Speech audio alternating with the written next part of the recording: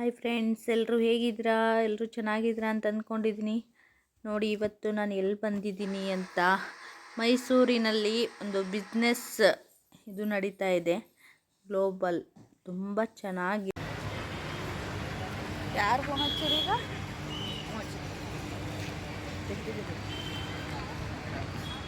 ಬನ್ನಿ ನೋಡಿ, ಇಲ್ಲಿ ಸುಸ್ವಾಗತ ಗ್ಲೋಬಲ್ ಬಿಸ್ನೆಸ್ ಕಾನ್ಕ್ಲೇವ್ ಅಂತ 2025 ಮೈಸೂರಲ್ಲಿ ಇವತ್ತೇ ಸ್ಟಾರ್ಟ್ ಆಗಿರೋದು. 3 ದಿನ ಇರುತ್ತೆ, 17, 18, 19. ಬನ್ನಿ ಒಳಗಡೆ ತೋರಿಸ್ತೀನಿ ಏನಿದೆ.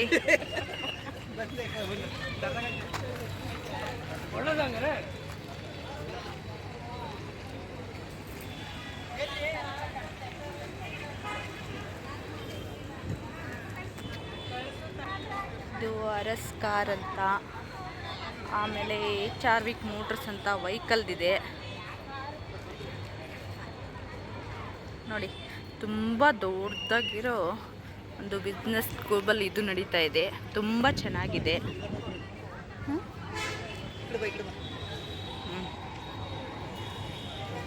ಇಲ್ಲಿ ನೋಡಿ, ಗಣ್ಯರು ಬಂದು ಉದ್ಘಾಟನೆ ಮಾಡಿ ಹೋಗ್ತಾ ಇದ್ದಾರೆ.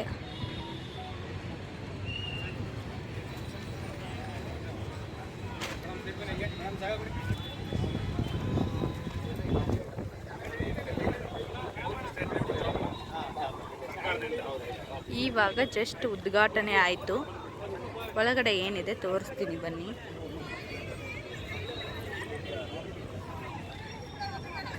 ಎಲ್ಲ ಗಾಡಿಗಳ ಸ್ಟಾಲ್ಸು, ಇಲ್ಲೆಲ್ಲ ಗಾಡಿಗಳ ಸ್ಟಾಲ್ಸ್ ಇದೆ. ಇಲ್ಲಿ ಒಳಗಡೆ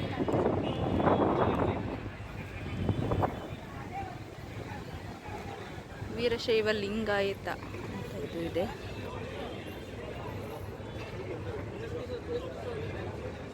ರಿಜಿಸ್ಟರ್ ಕೌಂಟ್ರ್ ಅಂತ ಏನೋ ಇದೆ.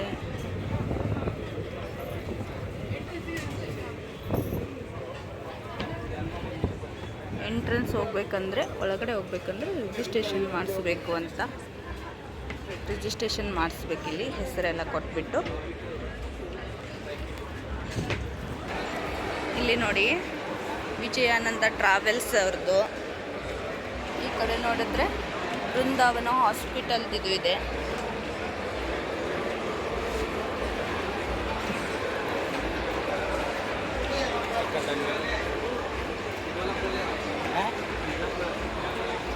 ಇದು ನೋಡಿ, ವಿಜಯವಾಣಿ ದಿನಪತ್ರಿಕೆದು. ಎಲ್ಲ ಥರದ ಸ್ಟಾಲ್ಸ್ ಇದ್ದಾವೆ.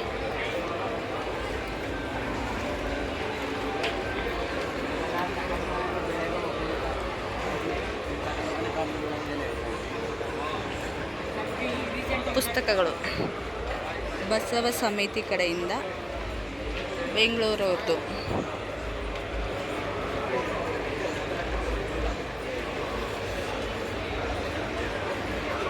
ನೋಡಿ, ವಚನ ವಿಜ್ಞಾನ, ಎಲ್ಲ ಥರದ ಪುಸ್ತಕಗಳಿದ್ದಾವೆ. ನೋಡಿ, ಕರ್ನಾಟಕ ಸೋಪ್ ಆ್ಯಂಡ್ ಚಂದದ ಸಾಬೂನು ಮಾರಾಟ ಅಂತ ಇದೆ. ಇಲ್ಲಿ ಎಲ್ಲ ಥರದ ಸೋಪ್ ಎಲ್ಲ ಇದೆ.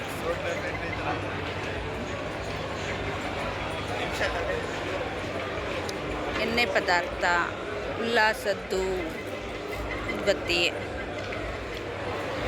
ಎಲ್ಲ ಥರದ ಮಾರಾಟ ಮಳಿಗೆ ಇಲ್ಲಿ ಸಿಗತ್ತೆ.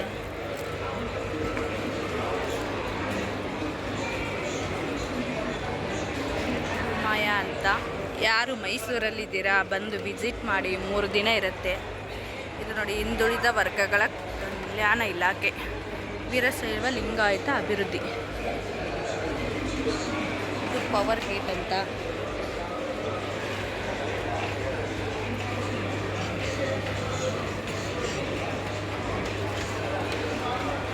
ನೋಡಿ, ಫಿಟ್ನೆಸ್ದು.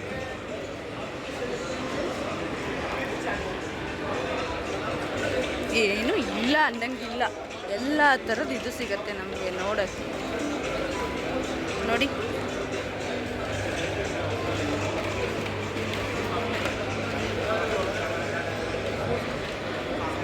ಇಲ್ಲಿ ಸೆಮಿನಾರ್ ಹಾಲು. ಆ ಕಡೆ ನಾವು ಆವಾಗಲೇ ಹೋಗಿದ್ವಿ, ಅಲ್ಲಿ ಒಳಗಡೆ ಅಲ್ಲೇ ಉದ್ಘಾಟನೆ ಎಲ್ಲ ಇತ್ತು.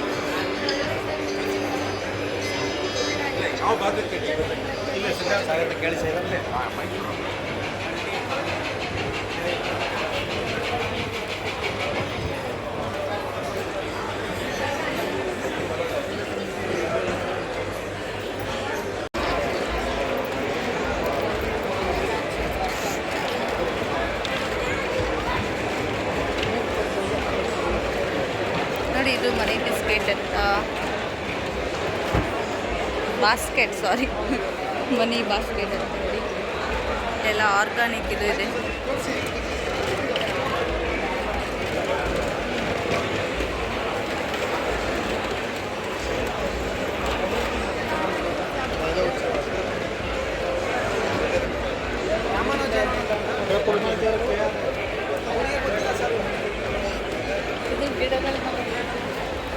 ಇಲ್ಲಿ ಪಿಂಕ್ ಬಟರ್ಫ್ಲೈ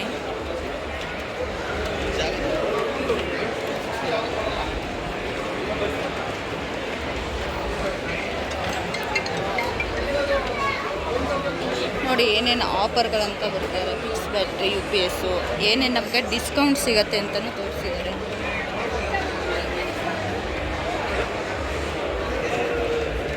ಇದು ಸೋಲಾರು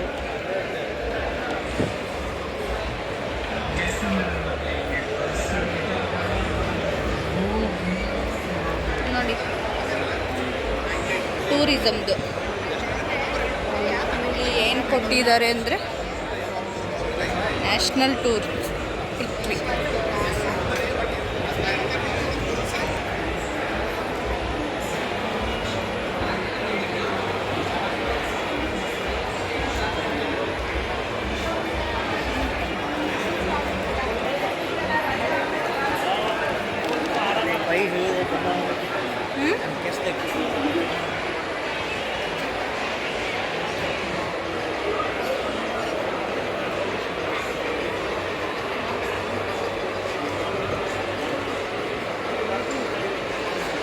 ಫರ್ನಿಚರ್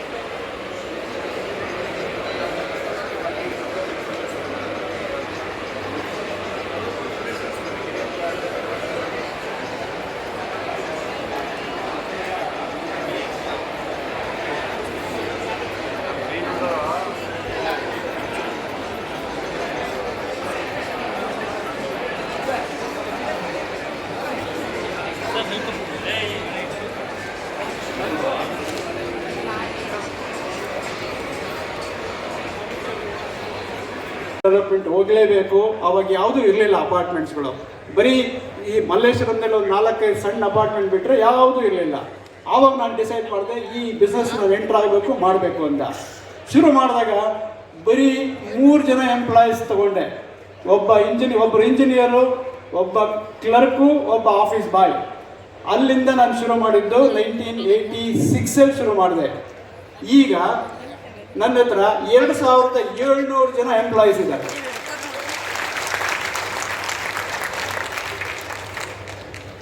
ಇದು ನನ್ನ ಎಕ್ಸ್ಪೀರಿಯನ್ಸ್ ಯಾಕೆ ಹೇಳಿದೆ ಅಂದರೆ, ನಿಮ್ಮೆಲ್ಲರಲ್ಲೂ ಈ ಪ್ರತಿಭೆ ಇದೆ, ನೀವು ಮಾಡ್ಬೋದು. ನಾವೇನಾಗುತ್ತೆ ಹಿಂಜರಿತೀವಿ.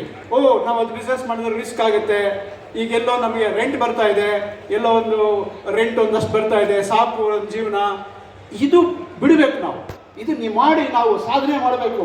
ಇವಾಗ ಶ್ರೀ ವಿಜೇಂದ್ರ ಅವ್ರು ಹೇಳ್ದಂಗೆ ನಾವು ಹುಟ್ಟಿದ ಮೇಲೆ ಸುಮ್ಮನೆ ಏನೋ ಮಾಡಿಕೊಂಡು ಹಾಗೇ ಸಾಯಬಾರ್ದು.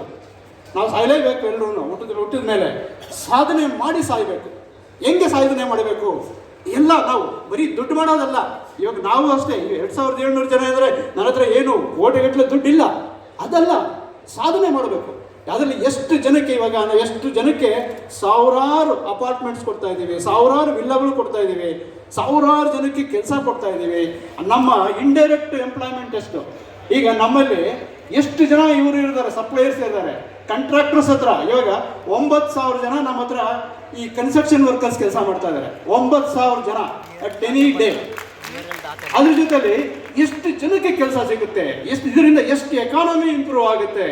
ಈ ಎಕಾನಮಿ, ಸ್ಟೇಟ್ ಎಕಾನಮಿ ಇಂಪ್ರೂವ್ ಆಗುತ್ತೆ, ನಮ್ಮ ಇಂಡಿಯಾದ ಎಕಾನಮಿ ಇಂಪ್ರೂವ್ ಆಗುತ್ತೆ. ಈ ಥರ ಎಲ್ಲರಲ್ಲೂ ಆ ಭಾವನೆ ಬರಬೇಕು. ಆ ಭಾವನೆ ಬಂದು ನಾವು ಮಾಡಬೇಕು. ನೀವು ಬರೀ ನಾವು ಕೆಲಸಕ್ಕೆ ಹೋಗ್ಬೇಕು, ಅಲ್ಲಿ ಸೇರ್ಕೊಂಡ್ಬಿಡ್ಬೇಕು, ಕೆಲಸ ಬಂದ್ಬಿಟ್ರೆ ನಮಗೆ ಸೇಫ್ಟಿ ಸೆಕ್ಯೂರಿಟಿ ಅದನ್ನು ಬಿಡಬೇಕು. ಅದನ್ನು ಮಾಡಬೇಕು. ಆಮೇಲೆ ನಾವು ಬಿಸ್ನೆಸ್ ಮಾಡಬೇಕಾದ್ರೆ ನಾವು ಯಾವಾಗಲೂ ಒಂದೇ ಸಾರಿ ಈಗ ಹೋಗೋಕ್ಕಾಗಲ್ಲ. ನಾವು ಯಾವಾಗಲೂ ಗ್ರ್ಯಾಜುಯಲ್ ಹೋಗ್ಬೇಕು. ನಮ್ಮ ಶಕ್ತಿ ಏನಿದೆಯೋ, ನಮ್ಮ ಹಾಸಿಗೆ ಇದ್ದಷ್ಟು ಕಾಲು ಚಾಚಿ ಎಷ್ಟೆಷ್ಟು ಬೇಕೋ ಮಾಡಿ ಅದಕ್ಕೆ ಏನು ಮಾಡಬೇಕು, ನಾವು ಎಥಿಕ್ಸ್ ಇಟ್ಕೋಬೇಕು. ಬಿಸ್ನೆಸ್ಸಲ್ಲಿ ಧ್ಯೇಯ ಬೇಕು, ಕಾನ್ಸಂಟ್ರೇಷನ್ ಬೇಕು.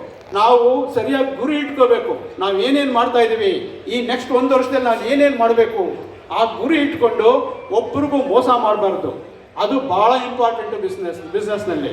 ನೀವು ಸರಿಯಾಗಿ ಟ್ರಸ್ಟ್ ಉಳಿಸ್ಕೊಂಡ್ರೆ ಎಷ್ಟೋ ಜನ ನಿಮ್ಮ ಹಿಂದೆ ಬರ್ತಾರೆ, ನಿಮ್ಮ ಜೊತೆಲಿರ್ತಾರೆ. ನಾವು ಟ್ರಸ್ಟ್ ಬಿಟ್ಬಿಟ್ಟು ಯಾವುದೋ ಒಂದು ಶಾರ್ಟ್ ಕಮಿಂಗ್ನಲ್ಲೇ ಅದು ಹೇಳಿದ್ದು ಇದು ಆಗಲ್ಲ ಅಂದರೆ ಅದು ಹಂಗೆ ಬಿಸ್ನೆಸ್ ಹೋಗ್ಬಿಡುತ್ತೆ. ಎಷ್ಟೋ ಜನ ಶುರು ಮಾಡಿದ್ದಾರೆ, ನಾನು ನೋಡಿದ್ದೀನಿ.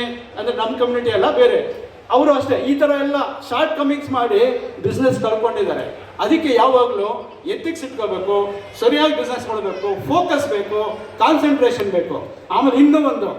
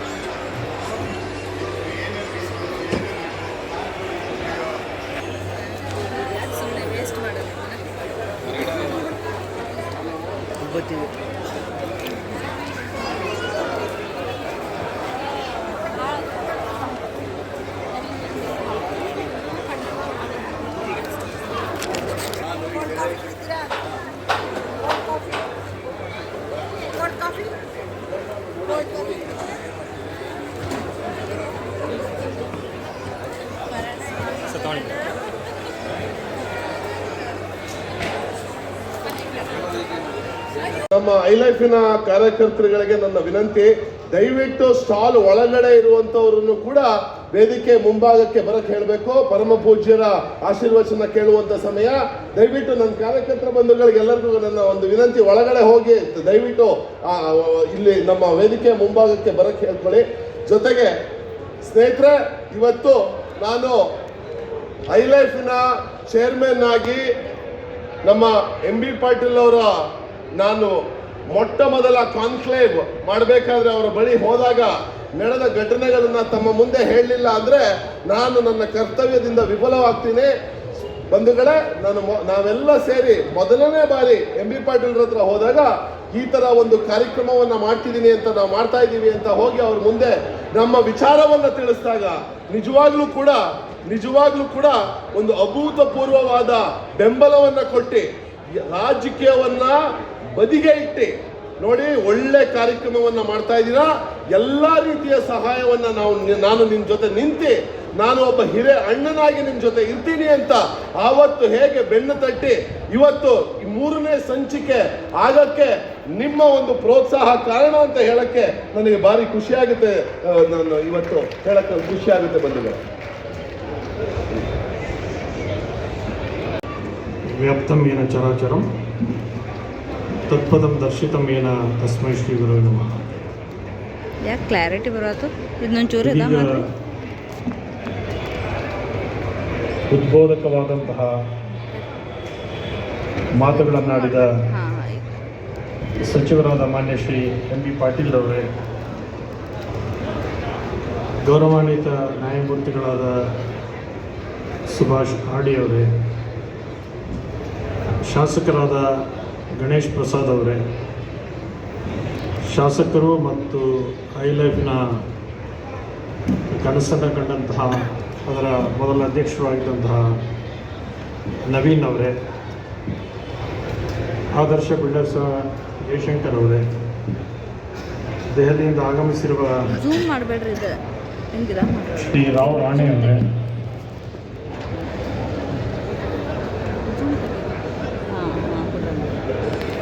ಶ್ರೀ ಸಂತೋಷ್ ಕೆಂಚಾಂಬ ಅವರೇ, ಪ್ರಶಾಂತ್ ಅವರೇ, ಮಹಾದೇವ್ ಪ್ರಸಾದ್ ಅವರೇ, ಹಾಗೂ ಐಲೈಫ್ನ ಮೈಸೂರು ಘಟಕ ಹಾಗೂ ರಾಜ್ಯ ಘಟಕದ ಎಲ್ಲ ಪದಾಧಿಕಾರಿಗಳೇ, ವೇದಿಕೆಯಲ್ಲಿ ಸಭಾಂಗಣದಲ್ಲಿ ಉಪಸ್ಥಿತರಿರುವ ಎಲ್ಲ ಗಣ್ಯಮಾನ್ಯರೇ ಹಾಗೂ ಆತ್ಮೀಯರೇ,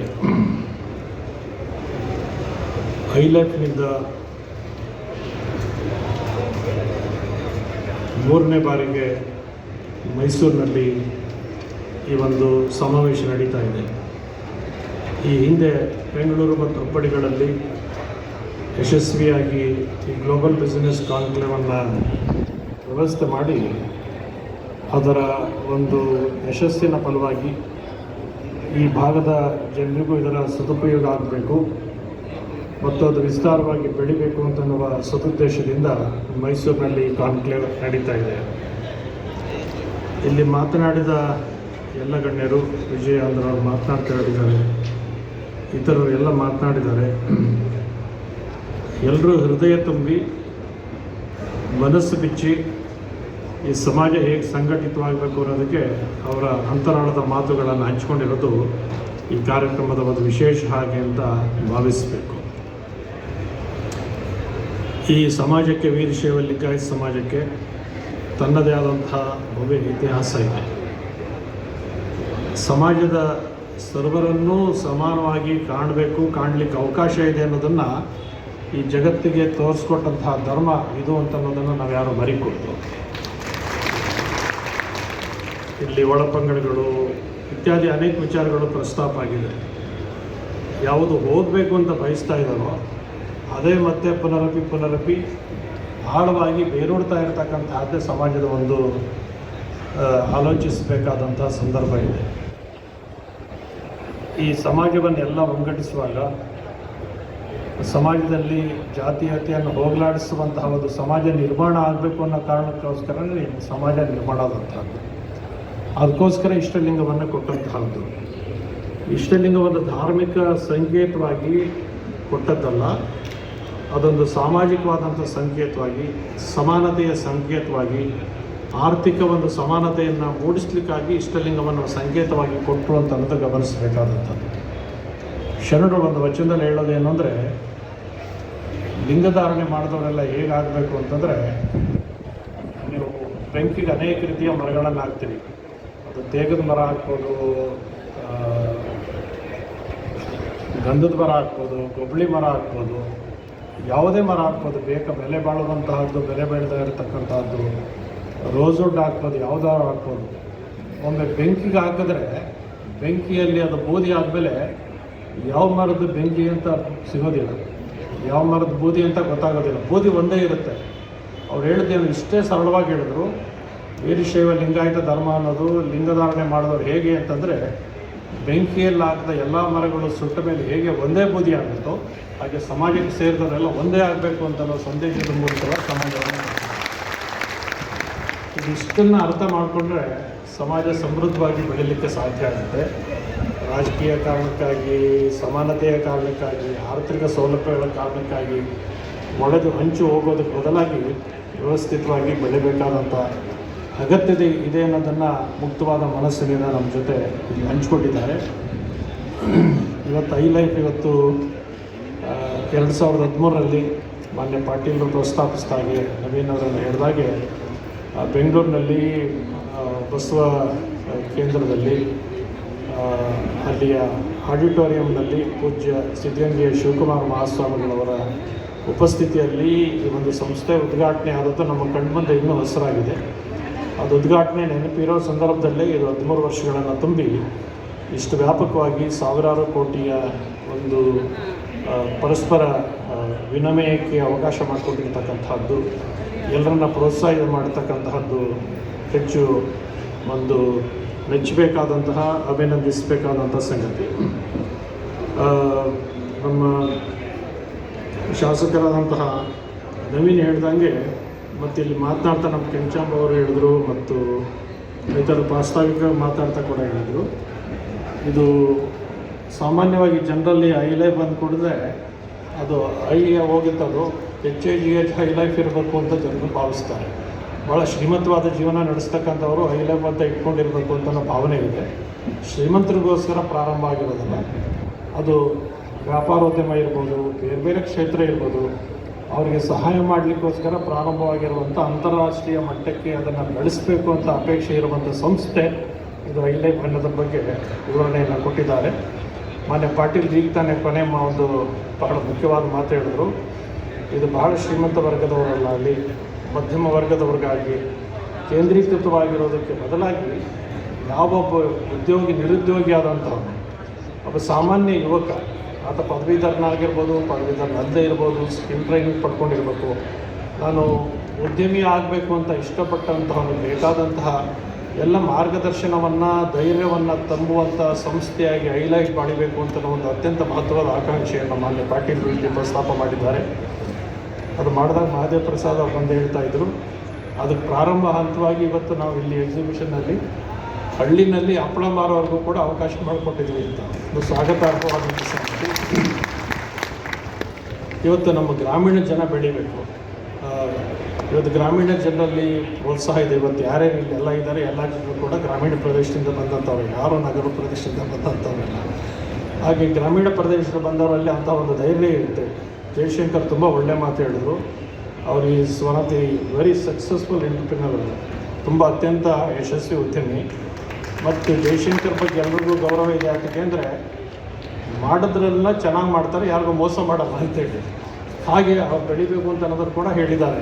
ನಾವು ಮಾಡುವ ಪ್ರಾಮಾಣಿಕವಾಗಿರಬೇಕು, ನಮ್ಮ ಕೈಲಾದದ್ದನ್ನು ಮಾಡೋದಕ್ಕೆ ಪ್ರಯತ್ನ ಮಾಡಬಾರ್ದು. ಮನುಷ್ಯನಿಗೆ ಏನು ಸಾಧ್ಯ ಆಗುತ್ತೆ, ಅವನಿಗೆ ಏನು ಸಾಮರ್ಥ್ಯ ಇರುತ್ತೆ, ಆ ಸಾಮರ್ಥ್ಯಕ್ಕೆ ತಪ್ಪಾಗಿ ಆತನ ಬದುಕನ್ನು ವಿಕಾಸ ಮಾಡ್ಕೊಳ್ಳಿಕ್ಕೆ ಹೋದರೆ ಅವನ ಬದುಕಿನಲ್ಲಿ ಯಶಸ್ಸನ್ನು ಕಾಣಲಿಕ್ಕೆ ಸಾಧ್ಯ ಆಗುತ್ತೆ.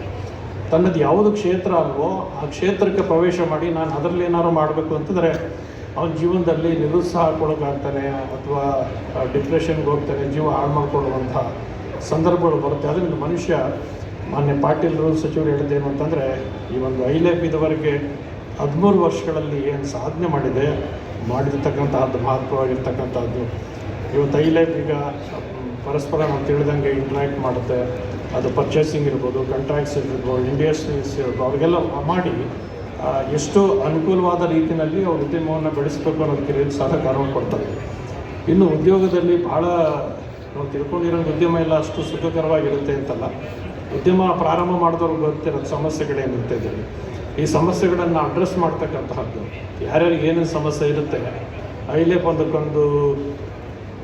ಒಂದು ಪರಸ್ಪರ ಪೂರಕವಾದಂತಹ ಒಂದು ಆಂತರಿಕವಾದಂಥ ಸಂಬಂಧವನ್ನು, ಇಂಟರ್ ಕನೆಕ್ಷನ್ ಸಂಬಂಧವನ್ನು ಮಾಡಿ ಅದಕ್ಕೊಂದು ನಿರಂತರವಾಗಿ ವ್ಯವಸ್ಥೆ ಮುಂದುವರಿಯಲಿಕ್ಕೆ ಈಗೆಲ್ಲ ಉದ್ಯಮದಲ್ಲಿ ಇರ್ತಕ್ಕಂಥವ್ರು ಎಲ್ಲರೂ ಎಲ್ಲ ಸಂದರ್ಭದಲ್ಲೂ ಅದ್ರ ಜೊತೆ ಭಾಗವಹಿಸಲಿಕ್ಕೆ ಸಾಧ್ಯ ಆಗದೆ ಇರ್ಬೋದು. ಆದರೆ ಎಲ್ರಿಗೂ ಅನುಕೂಲವಾಗುವಂತಹ ಒಂದು ಅಂತರ್ಜಾಲದ ವ್ಯವಸ್ಥೆಯ ಮೂಲಕವಾಗಿ ಯಾರೇ ಏನೇ ಅಪೇಕ್ಷೆ ಪಟ್ಟರೂ ಕೂಡ ಅವರು ಬೇಕಾದಂತಹ ಮಾರ್ಗದರ್ಶನ, ಸೌಲಭ್ಯ ಇತ್ಯಾದಿಗಳನ್ನು ನೀಡುವಂತಹ ಒಂದು ವ್ಯವಸ್ಥೆಗಳನ್ನು ವ್ಯಾಪಕವಾಗಿ ಕಲ್ಪಿಸಿದ್ರೆ ಇನ್ನು 10 ವರ್ಷದಲ್ಲಿ ಇದು ಬೃಹತ್ತಾಗಿ ಬೆಳೀಲಿಕ್ಕೆ ಸಾಧ್ಯ ಆಗುತ್ತೆ. ಇವತ್ತಿಲ್ಲಿ ಯಜಮಾನರು ಬಂದು ಹೇಳಿದ್ರು, ರಿಸರ್ವೇಷನ್ ಪಾಟೀಲ್ ಹತ್ರ ಚರ್ಚೆ ಮಾಡ್ತೀವಿ ಏನು ಮಾಡ್ತಾರೋ ಅಂತ. ಅವ್ರು ಬಹಳ ದೊಡ್ಡ ಉದ್ಯಮಿ ಅಲ್ಲ, ಅವರು ಸಾಮಾನ್ಯವಾದರು. ಅವ್ರು ಹೇಳಿದ ಮಾತನ್ನು ಸಮಾಜ ಗಮನಿಸಬೇಕಾದೇನು ಅಂತಂದರೆ, ನಾವು ರಿಸರ್ವೇಷನ್ಗೋಸ್ಕರ ಭಿಕ್ಷಾ ಪಾತ್ರ ಇಡಬಾರ್ದು, ನಮ್ಮ ಸಮಾಜದವರು ಸ್ವತಂತ್ರವಾಗಿ ಬದುಕೋದನ್ನು ಕಲ್ಕೋಬೇಕು ಅನ್ನೋದು ಎಷ್ಟು ಒಳ್ಳೆ ಮಾತು ಅಂತಕ್ಕಂಥದ್ದು ಗಮನಿಸಬೇಕಾದಂಥ. ಐಲೈಫ್ನಂಥ ಸಂಸ್ಥೆಗಳು, ನೂರಾರು ಸಂಸ್ಥೆ ಬಂದು ಈ ಮಾರ್ಗದರ್ಶನ ಮಾಡಿದ್ರೆ ಖಂಡಿತ ನಮ್ಮ ಸಮಾಜ ಹಾಗೆ ಸ್ವತಂತ್ರವಾಗಿ ನಿಲ್ಲುವಂತಹ ಅವಕಾಶವನ್ನು ಮಾಡಿಕೊಡುತ್ತೆ. ಕೆಂಚಂಬ ಅವರು ಹೇಳಿದ್ರು, ಇತ್ತೊಬ್ಬರು ಹೇಳಿದ್ರು, ಏನಂತಂದರೆ ನಾವು ಎಂಪ್ಲಾಯೀಸ್ ಆಗಲಿಕ್ಕೆ ಇಷ್ಟಪಡಬಾರ್ದು, ಎಂಪ್ಲಾಯರ್ಸ್ ಆಗಬೇಕು, ಉದ್ಯೋಗಿಗಳಾಗಬಾರ್ದು, ಉದ್ಯಮಿಗಳಾಗಬೇಕು ಹಾಗೆ ಅಂತೇಳಿ. ಅಂಥ ಒಂದು ಸಂಕಲ್ಪವನ್ನು ಮಾಡಿದ್ರೆ ಒಂದು ಕಾಲಕ್ಕೆ ಹಾಗೆ ಇದ್ದದ್ದು ಸಮಾಜ. ನೀವು ಒಂದು 60 ವರ್ಷದ ಹಿಂದಿನ ಇತಿಹಾಸ ನೋಡಿ, ರಾಜಕೀಯ ಕ್ಷೇತ್ರದಲ್ಲಿದ್ದಂಥವ್ರು ಸಮಾಜದವರು, ವ್ಯಾಪಾರ ಕ್ಷೇತ್ರದಲ್ಲಿದ್ದಂಥವ್ರು ಸಮಾಜದವರು, ಕಲಾ ಕ್ಷೇತ್ರದಲ್ಲಿದ್ದಂಥವ್ರು ಸಮಾಜದವರು, ನಾಟಕ ಕ್ಷೇತ್ರದಲ್ಲಿದ್ದಂಥ ಸಮಾಜದವರು, ಎಲ್ಲ ಕ್ಷೇತ್ರದಲ್ಲೂ ಇದ್ದಂಥವ್ರು ಕೂಡ ಈಗ ಹಿನ್ನಡೆಯಲಾಗಿ ಬೇರೆಯವರ ಆಶ್ರಯದಲ್ಲಿ ಬೆಳಿಬೇಕಾದಂತಹ ಅನಿವಾರ್ಯತೆ ಸಂದರ್ಭ ಬಂದಿರೋದನ್ನು ತಪ್ಪಿಸಬೇಕು ಅಂತಂದರೆ ಸಮಾಜದ ಪ್ರತಿಯೊಬ್ಬರು ಕೂಡ ಅಂಥ ಒಂದು ಸಂಕಲ್ಪವನ್ನು ಮಾಡಿ ತಮ್ಮ ಕಾಲ ಮೇಲೆ ತಾವು ನಿಂತು ಸ್ವಸಾಮರ್ಥ್ಯದಿಂದ ಕೆಲಸ ಮಾಡುವಂತಹ ಒಂದು ಕೆಲಸವನ್ನು ಮಾಡಬೇಕಾದ ಅಗತ್ಯ ಇದೆ. ಅಂಥದಕ್ಕೆ ಇಂಥ ಈ ಐಲೈಫ್ನ ಒಂದು ಮಾರ್ಗದರ್ಶನ ಸಮಾಜಕ್ಕೆ ನಿರಂತರವಾದ ಮಾರ್ಗದರ್ಶನವನ್ನು ಪಡಿಬೇಕು ಅಂತ ಒಂದು ಆಸೆ ಇದೆ. ನವೀನ್ ಆವಾಗ ಶಾಸಕರಾಗಿರಲಿಲ್ಲ, ಅವರು ಉದ್ಯೋಗಿಗಳಾಗಿ ಉತ್ಸಾಹದಿಂದ ಕೆಲಸ ಮಾಡ್ತಿದ್ರು. ಅದ್ರ ಬಗ್ಗೆ ಅತಿ ಉತ್ಸಾಹದಿಂದ ಇಂಥದ್ದನ್ನು ಮಾಡಬೇಕು ಅಂತ ಸಂಕಲ್ಪ ಮಾಡೋದ್ರಿಂದ ಅವರೆಲ್ಲ ಸ್ನೇಹಿತರು ಸೇರಿ ಇದನ್ನು ಪ್ರಾರಂಭ ಮಾಡಲಿಕ್ಕೆ ಸಾಧ್ಯ ಆಯಿತು.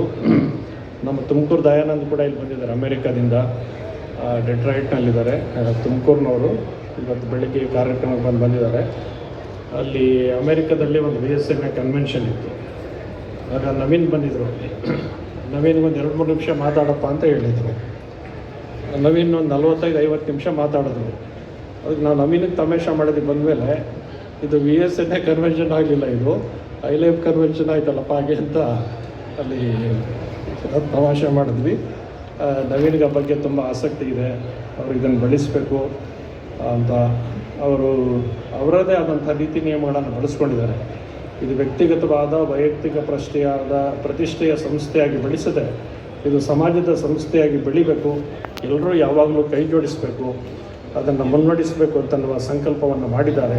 ಆದ್ದರಿಂದ ಇದುವರೆಗೆ 13 ವರ್ಷಗಳಲ್ಲಿ ಬಂದ ಹಾದಿಯನ್ನು ಗಮನದಲ್ಲಿಟ್ಕೊಂಡು ಅದನ್ನು ಮಾಡಬಹುದಾದಂಥ ಸುಧಾರಣೆಗಳನ್ನು ಮಾಡಿ ಇದನ್ನು ಇನ್ನೂ ವ್ಯಾಪಕವಾಗಿ ಬೆಳೆಸುವಂತಹ ಮಾನ್ಯ ಸಚಿವರು ಅಪೇಕ್ಷೆ ಪಟ್ಟ ಹಾಗೆ ಸಮಾಜದ ಸಾಮಾನ್ಯ ಮನುಷ್ಯನಿಗೂ ಇದು ನನ್ನ ಸಂಸ್ಥೆ, ನನಗೋಸ್ಕರ ಇರುವಂಥ ಸಂಸ್ಥೆ ಎನ್ನುವಂತಹ ಅಭಿಪ್ರಾಯ ಬರುವಂಥ ರೀತಿಯಲ್ಲಿ ಸಮಾಜ ವಿಸ್ತೃತವಾಗಿ ಬೆಳೀಲಿ, ಅದಕ್ಕೆ ಮೈಸೂರಿನ ಒಂದು ಸಮಾವೇಶ ಅವಕಾಶವನ್ನು ಕಲ್ಪಿಸಲಿ ಹಾಗೆ ಅಂತ ಹೇಳಿ ಈ ಕಾರ್ಯಕ್ರಮಕ್ಕೆ ವಿಜಯೇಂದ್ರ ಅವರು ಬಂದು ಅನೇಕ ಮೌಲಿಕವಾದಂಥ ಮಾತುಗಳನ್ನು ಹೇಳಿ ಪಾಟೀಲ್ರ ಒಂದು ಹೇಳಿಕೆಯನ್ನು ಹೃತ್ಪೂರ್ವಕವಾಗಿ ಸ್ವಾಗತಿಸಿ ಎಲ್ಲ ಸಂಘಟಿತರಾಗಿ ಈ ಕೆಲಸವನ್ನು ಮಾಡಬೇಕು ಅಂತ ಆಶಯವನ್ನು ವ್ಯಕ್ತ ಮಾಡಿದ್ದಾರೆ. ಮಾನ್ಯ ಸಚಿವರು MB ಪಾಟೀಲ್ರವರು ಒಂದು ಒಳ್ಳೆಯ ಹಿನ್ನೆಲೆಯಿಂದ ಬಂದಂಥವರು. ಅವ್ರಿಗೆ ರಾಜಕೀಯ ಹಿನ್ನೆಲೆ ಇದೆ, ಒಂದು ಸಾಂಸ್ಕೃತಿಕ ಹಿನ್ನೆಲೆ ಇದೆ. ಸಿರ್ಸಾಂಗಿ ದೇಸಾಯರ ವಂಶ ಪರಂಪರೆಯಿಂದ ಬಂದಂಥವರು MB ಪಾಟೀಲ್ ಅಂತಕ್ಕಂಥದ್ದು ತುಂಬ ಸಂತೋಷ. ಅವರು ಶಿರ್ಸಗಿ ಲಿಂಗರಾಜರು ಎಷ್ಟು ಉದಾರವಾದ ಮನಸ್ಸಿದ್ರು ಅನ್ನೋದಕ್ಕೊಂದು ಸಣ್ಣ ಘಟನೆ ಹೇಳಬೇಕು. ಅವ್ರದ್ದು ದೊಡ್ಡ ತೋಟ ಇತ್ತು. ಆ ದೊಡ್ಡ ತೋಟದಲ್ಲಿ ಮಾವಿನ ಮರಗಳಿತ್ತು. ಆಗ ಅವರು ತೋಟದಲ್ಲಿ ತಿರುಗಾಡ್ಲಿಕ್ಕೆ ಹೋಗಿದ್ರು. ಬೇಲಿಯಿಂದ ಹೊರಗಡೆ ಒಬ್ಬ ಹುಡುಗ ದನ ಕಾಯ್ಲಿಕ್ಕೆ ಹೋದವನು ಒಂದು ಕಲ್ಲಿ ಹೊಡೆದ ಮಡಿಕೆ. ಅವ್ನು ಹೊಡೆದ ಜಾತಿಗೆ ಅಂದರೆ ಮಾವಿನ ಹಣ್ಣು ಬಿಡೋ ಕಾಲವಾಗಿತ್ತು. ಆ ದೋರ್ಕಾಯಿ ಅಂತ ಹೇಳ್ತಾರಲ್ಲ, ಒಂದು ಮಾವಿನಕಾಯಿ ಬೀಳಲಿ ಅಂತ ಕಲ್ಲು ಹೊಡೆದವನು. ಅದು ಕಾಯಿಗೆ ಬಿದ್ದು ಆ ಬಿದ್ದ ಕಲ್ಲು ಶಿರ್ಸಂಗಿ ದೇಸಾಯರ ತಲೆಗೂ ಬಿತ್ತು. ಅವರು ಯಾರು ಈ ಥರ ಮಾಡಿದ್ರು ಅಂತೇಳಿ ನೋಡಿಸಿದ್ರು. ಸೇವಕರು ಕರೆದ್ರು, ಅವನಿಗೆ ಬುಲಾವ್ ಮಾಡಿ ಈ ಥರ ಬಿತ್ತಲ್ಲಪ್ಪ ಹೋಗಿ ಅಂತ ಕರೆಸಿದ್ರು. ಅವ್ನಿಗೇನು ಶಿಕ್ಷೆ ಕೊಟ್ಟಿರ್ಬೋದು ನೀವೆಲ್ಲ ಗಮನಿಸಿ. ಅವನು ಮನೆಗೆ ಹೇಳಿ ಕಳಿಸಿದ್ರು. ಮನೆಯವರಿಗೆಲ್ಲ ಭಯ ಆಯಿತು, ಏನಪ್ಪ ಶಿರ್ಸಂಗಿ ಲಿಂಗಾಯತ ಅವರು ದೇಸಾಯರು ಎಲ್ಲರೂ ಅವ್ರ ಮನೆಗೆ ಹೋಗಿ ನಮ್ಗೇನು ಶಿಕ್ಷೆ ಕಾದಿದೀವಿ ಏನೋ ಅಂತ ಭಯ ಪಟ್ಕೊಂಡು ಹೋದರು. ಅವನು ಕರೆಸಿ ಕೇಳಿ, ಯಾಕಪ್ಪ ಕಲ್ಲು ಹೊಡೆದೆ, ಈಗ ಕ್ಷಮಿಸಬೇಕು ಅಂತ ಎಲ್ಲ ನಮಸ್ಕಾರ ಮಾಡ್ತಾಯಿದ್ರು. ಕ್ಷಮಿಸಬೇಕು, ತಪ್ಪಾಯಿತು ಅಲ್ಲಿ ಇದೀರಿ ಅಂತ ಗೊತ್ತಾಗಲಿಲ್ಲ, ಮಾವನ ಆಸೆಗೋಸ್ಕರ ಕಲ್ಲು ಹೊಡೆದ್ಬಿಟ್ಟ ಅಂತ ಪರಿಪರಿಯಾಗಿ ಮಾಡ್ತಿದ್ರು. ಅವಾಗ ಅವರೆಲ್ಲ ವಿಚಾರಣೆ ಮಾಡಿ ಯಾವ ಹುಡುಗ ಕಲ್ಲು ಹೊಡೆದಿದ್ದ ಅವ್ನಿಗೊಂದು ಎಕರೆ ಮಾವಿನ ತೋಟ ಬರ್ಕೊಟ್ಬಿಡು ಅಂತಂದ್ರೆ. ಇದು ಶಿರ್ಸಂಗಿ ಲಿಂಗಾಯತ. ವೀರಶೈವ ಲಿಂಗಾಯತ ಸಮಾಜ ಏನಂದ್ರೆ ಇದು ಕೇಳೋದಲ್ಲ, ಕೊಡೋದು ವೀರಶೈವ ಲಿಂಗಾಯತ ಸಮಾಜ. ಯಾಕೆ ಕೇಳಿದ್ರು ಅಂದರೆ ಅವ್ರು ಹೇಳಿದ್ರು, ಅವನು ಮಾನಣ್ಣ ತಿನ್ನಬೇಕು ಅಂತ ಆಸೆ ಇದೆ, ಅವನು ತಿನ್ನಲಿಕ್ಕೆ ಅವಕಾಶ ಇದ್ರೆ ಕಲ್ಯಾಣ ಕೊಟ್ಟಿದ್ದ ಅವನು. ಆದ್ದರಿಂದ ಅಂದರೆ ಯಾರಿಗಿಲ್ವೋ ಅವನ್ನ ಬೆಳೆಸಬೇಕು ಅಂತನ್ನುವಂತಹ ಒಂದು ಒಳ್ಳೆಯ ಪರಂಪರೆಯಿಂದ ಬಂದಂಥವರು MB ಪಾಟೀಲರು. ಅಲ್ಲಿ ಶಿಕ್ಷಣ ಸಂಸ್ಥೆಯನ್ನು ಪ್ರಾರಂಭಿಸಿದ್ದಾರೆ. ಸಾಮಾಜಿಕವಾದ ಸೇವಾ ಸಹಕಾರಗಳಲ್ಲಿ ತೊಡಗಿಸ್ಕೊಂಡಿದ್ದಾರೆ. ಅವರು ನೀರಾವರಿ ಸಚಿವರಾಗಿದ್ದಂತಹ ಸಂದರ್ಭದಲ್ಲಿ ಅವರು ಸಿದ್ದೇಶ್ವರ ಸ್ವಾಮೀಜಿಯವರ ಬಗ್ಗೆ ಯಾವಾಗಲೂ ಹೇಳ್ತಿದ್ರು. ನಮ್ಮ ಬಿಜಾಪುರದ ಭಗೀರಥ ಯಾರು ಅಂತಂದರೆ ಅದು ಪಾಟೀಲ್ ಅಂತ ಹೇಳ್ತಿದ್ರು. ಅಲ್ಲಿ GD ಬಿಜಾಪುರ ಯಾವುದು ಬರಡು ಭೂಮಿ ಆಗಿತ್ತೋ ಅದನ್ನು ಹಸಿರು ಭೂಮಿ ಆಗಲಿಕ್ಕೆ ಅವಕಾಶ ಕಲ್ಪಿಸಿಕೊಟ್ಟಂಥವ್ರು. ಅವರಿಗೆ ಕಾರ್ಯಕ್ರಮಕ್ಕೆ ಇಲ್ಲಿ ಬಂದದ್ದು ಸಂತೋಷ. ಹಾಗೆ ನಮ್ಮ ಶಾಸಕರು ಗಣೇಶ್ ಪ್ರಸಾದ್ ಅವರು, ಮಹದೇವ್ ಪ್ರಸಾದ್ ಅವರ ಸುಪುತ್ರರು, ಅವರು ಒಂದು ಸಣ್ಣ ಮಟ್ಟದ ಉದ್ಯಮಿಯಾಗಿ ಹೇಗೆ ಬೆಳಿಬೇಕು ಅಂತ ಹೇಳಿದ್ದಾರೆ.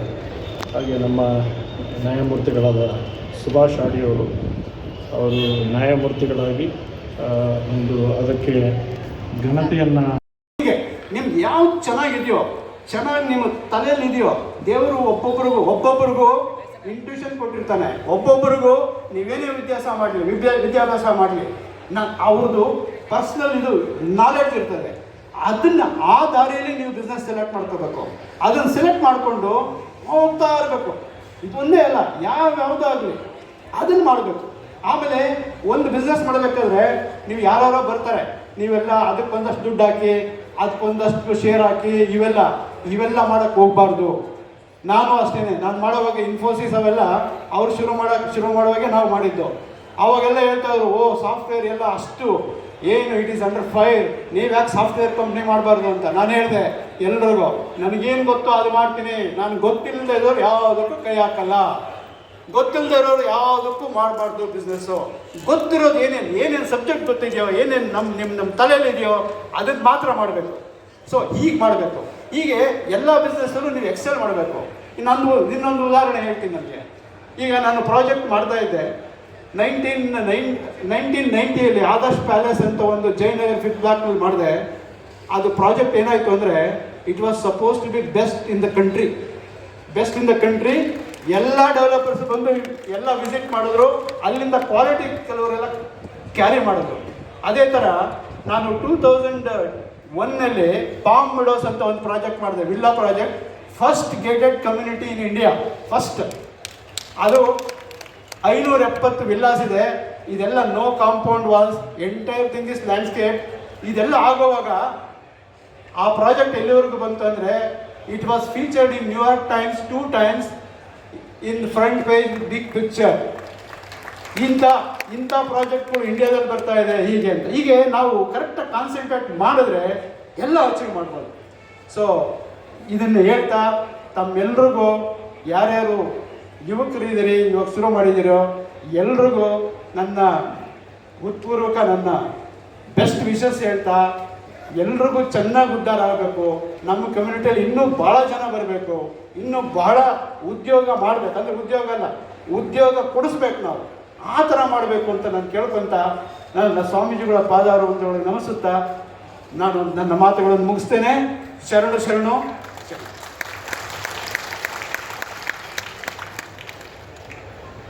ವೇದಿಕೆಗೆ ಆಗಮಿಸ್ತಕ್ಕಂಥ ಎಂ ಬಿ ಪಾಟೀಲ್ ಸಾಹೇಬ್ರನ್ನ ನಾನು ಮಾತಾಡೋದಕ್ಕೆ ಕರೆಯೋದಕ್ಕೆ ಮುಂಚೆ ಒಂದೆರಡು ಮಾತು ಹೇಳಬೇಕು. ಮೈಸೂರು ಭಾಗ, ಚಾಮರಾಜನಗರ, ನಂಜನಗೂಡು, ಸುತ್ತೂರು ಈ ಭಾಗದಲ್ಲಿ ಇರುವಂಥದ್ದು ಅತಿ ಹೆಚ್ಚು ಲಿಂಗಾಯತರು. ಬಟ್ ನಾನು ಬರೀ ನಮ್ಮ ಲಿಂಗಾಯತರಿಗೋಸ್ಕರನೇ ತಾವು ಇದು ಮಾಡಿ ಅಂತ ಕೇಳಲ್ಲ. ತಾವು ಇಂಡಸ್ಟ್ರಿಯಲ್ ಮಿನಿಸ್ಟ್ರು ಮತ್ತು ಇನ್ಫ್ರಾಸ್ಟ್ರಕ್ಚರು ತಮ್ಮ ಕೈಯಲ್ಲಿ ಇರೋದ್ರಿಂದ ನಾನು ಮೇಯ್ನಾಗಿ ಕೇಳ್ಕೊಳ್ಳುವಂಥದ್ದು, ಮೈಸೂರು ಏರ್ಪೋರ್ಟು ಈಗ ಆಲ್ರೆಡಿ ಸುಮಾರು ದಿನಗಳಿಂದ ಇದು ಕೆಲಸಗಳು KIDBಯಲ್ಲಿ ನಿಂತಿದೆ. ಇದನ್ನು ನಾನು ಆಲ್ರೆಡಿ ಇನ್ವಿಟೇಷನ್ ಕೂಡ ಕೇಳಿದ ತಕ್ಷಣವೇ ಅವ್ರು ಏನು ಮಾಡಿದ್ರು, KIBD ಚೇರ್ಮನ್ ಅವರೆಲ್ಲರಿಗೂ ಫೋನ್ ತೊಗೊಂಡು ಅದರ ಒಂದೆಲ್ಲ ಪ್ರತಿಯೊಂದು ಇದು ಕೇಳ್ಕೊಂಡ್ರು. ನಾವು ಕೇಳುವಂಥದ್ದು, ಮೈಸೂರಿನಲ್ಲಿ ಶ್ರೀಗಳ ಆಶೀರ್ವಾದದಿಂದ ನಾನು ಶ್ರೀಮಠದಲ್ಲಿ JSS ಅಲ್ಲಿ ಓದಿರುವಂಥ ವಿದ್ಯಾರ್ಥಿ. ಇವತ್ತು ನಾವೆಲ್ಲ ಬೆಳೆದಿದ್ದೀವಿ. ಇಲ್ಲಿ ಸುಮಾರು ಜನ ವಯಸ್ಸಾಗಿರೋರು ಇದ್ದಾರೆ. ಅವ್ರನ್ನೆಲ್ಲ ಕೇಳಿ ಅವ್ರ ಮಕ್ಕಳೆಲ್ಲಿದ್ದಾರೆ ಅಂದರೆ ಯಾರೂ ಮೈಸೂರಲ್ಲಿ ಕೆಲಸ ಮಾಡ್ತಾ ಇಲ್ಲ. ನಮ್ಮಲ್ಲಿ ಇಲ್ಲಿ ಕೈಗಾರಿಕೋದ್ಯಮಿಗಳಿಗೆ ಜಾಗ ಇದೆ, ಇಂಡಸ್ಟ್ರಿಯಲ್ ಏರಿಯಾ ಇದೆ, ಬಟ್ ಇಂಡಸ್ಟ್ರೀಸ್ ಬರ್ತಾ ಇಲ್ಲ. ಬಟ್ ಅದರಿಂದ ಏನಾಗ್ತಾ ಇದೆ, ಆ ವಯಸ್ಸಾದ ಸ್ಥಿತಿಯಲ್ಲಿ ಆ ತಂದೆ ತಾಯಿಗಳನ್ನ ಮಕ್ಕಳು ನೋಡ್ಕೊಳಕ್ಕಾಗ್ತಾ ಇಲ್ಲ. ಇದೊಂದು ಕೊರಗು ಮೈಸೂರಿನಲ್ಲಿ ತುಂಬ ದಿನ ಇದೆ. ಆ ಏಜಲ್ಲಿ ನಾನು ಲಕ್ಷಾಂತರ ರೂಪಾಯಿ ಸಂಪಾದನೆ ಮಾಡಿದ್ರು ನಾನು ನಮ್ಮ ತಂದೆ ತಾಯಿ ಜೊತೆ ಇರೋದಕ್ಕಾಗಲ್ಲ ಅಂತ ಮೈಸೂರು ಏರ್ಪೋರ್ಟ್ನ ತಾವೊಂದು ಮೇನ್ ಅಜೆಂಡಾ ಆಗಿ ತಗೊಂಡು ಅದನ್ನು ಮಾಡಬೇಕಾಗಿದೆ. ಮತ್ತು ಎರಡನೇದು, ತಾವೇನು ಎಕ್ಸಿಬಿಷನ್ ನೋಡ್ತಾ ಇದ್ದೀರಾ, ಮೈಸೂರಿನಲ್ಲಿ ನಾವು ಯಾರೇ ಪ್ರತಿ ಸರಿನೂ ಇಷ್ಟು ಜನ ಸೇರಿಸ್ಬೇಕು ಅಂದರೆ ಕೋಟ್ಯಾಂತರ ರೂಪಾಯಿ ಈ ಒಂದು ಇನ್ಫ್ರಾಸ್ಟ್ರಕ್ಚರ್ಗೆ ಖರ್ಚು ಮಾಡಬೇಕಾಗತ್ತೆ. ನಾನು ಕೇಳ್ಕೊಳ್ಳುವಂಥದ್ದು, ಇದರಿಂದ ಬೆಂಗಳೂರಿನಲ್ಲಿ ಏನೀಗ BIL ಇನ್ಫ್ರಾಸ್ಟ್ರಕ್ಚರ್ ಕನ್ವೆನ್ಷನ್ ಸೆಂಟರ್ ಏನಿದೆ, ಇವತ್ತೊಂದು ದಿವಸ ಮೈಸೂರಿನಲ್ಲಿ ನೀವು ಏನಾದರೂ ಒಂದು ಮಾಡಿಕೊಟ್ರೆ ಪ್ರವಾಸೋದ್ಯಮ ಜೊತೆಯಲ್ಲಿ ಇಂಡಸ್ಟ್ರೀಸು ಇದೆರಡು ಅನುಕೂಲ ಆಗುತ್ತೆ. ಸೊ ಆದ್ದರಿಂದ ಏರ್ಪೋರ್ಟ್ ರನ್ವೇ ಆದರೆ ಅಕ್ಕಪಕ್ಕದಲ್ಲಿರೋಂಥ ಪ್ರತಿಯೊಂದು ಊರಿನವ್ರಿಗೂ ಅವರ ಭೂಮಿಗೆ ಬೆಲೆ ಬರುತ್ತೆ, ಜನಗಳು ಓಡಾಟ ಜಾಸ್ತಿ ಆಗುತ್ತೆ, ಪ್ರವಾಸೋದ್ಯಮ ಜಾಸ್ತಿ ಆಗುತ್ತೆ. ಅದ್ರ ಜೊತೆಯಲ್ಲೇನೆ ವೀರಶೈವರ ಲಿಂಗಾಯತರಲ್ಲಿ 60% ರಿಯಲ್ ಎಸ್ಟೇಟ್ ಮಾಡೋರು ಇರೋದು. ನಾವೆಲ್ಲರೂ ಹೊಟ್ಟೆ ತುಂಬ್ಕೋತೀವಿ ಅಂತ ಹೇಳಿ ನಾನು ನಿಮ್ಮನ್ನ ಇವಕ್ಕೆಲ್ಲ ಒತ್ತು ಕೊಡಿ ಮೈಸೂರು ಭಾಗಕ್ಕೆ ಅಂತ ಕೇಳ್ಕೊತೀನಿ.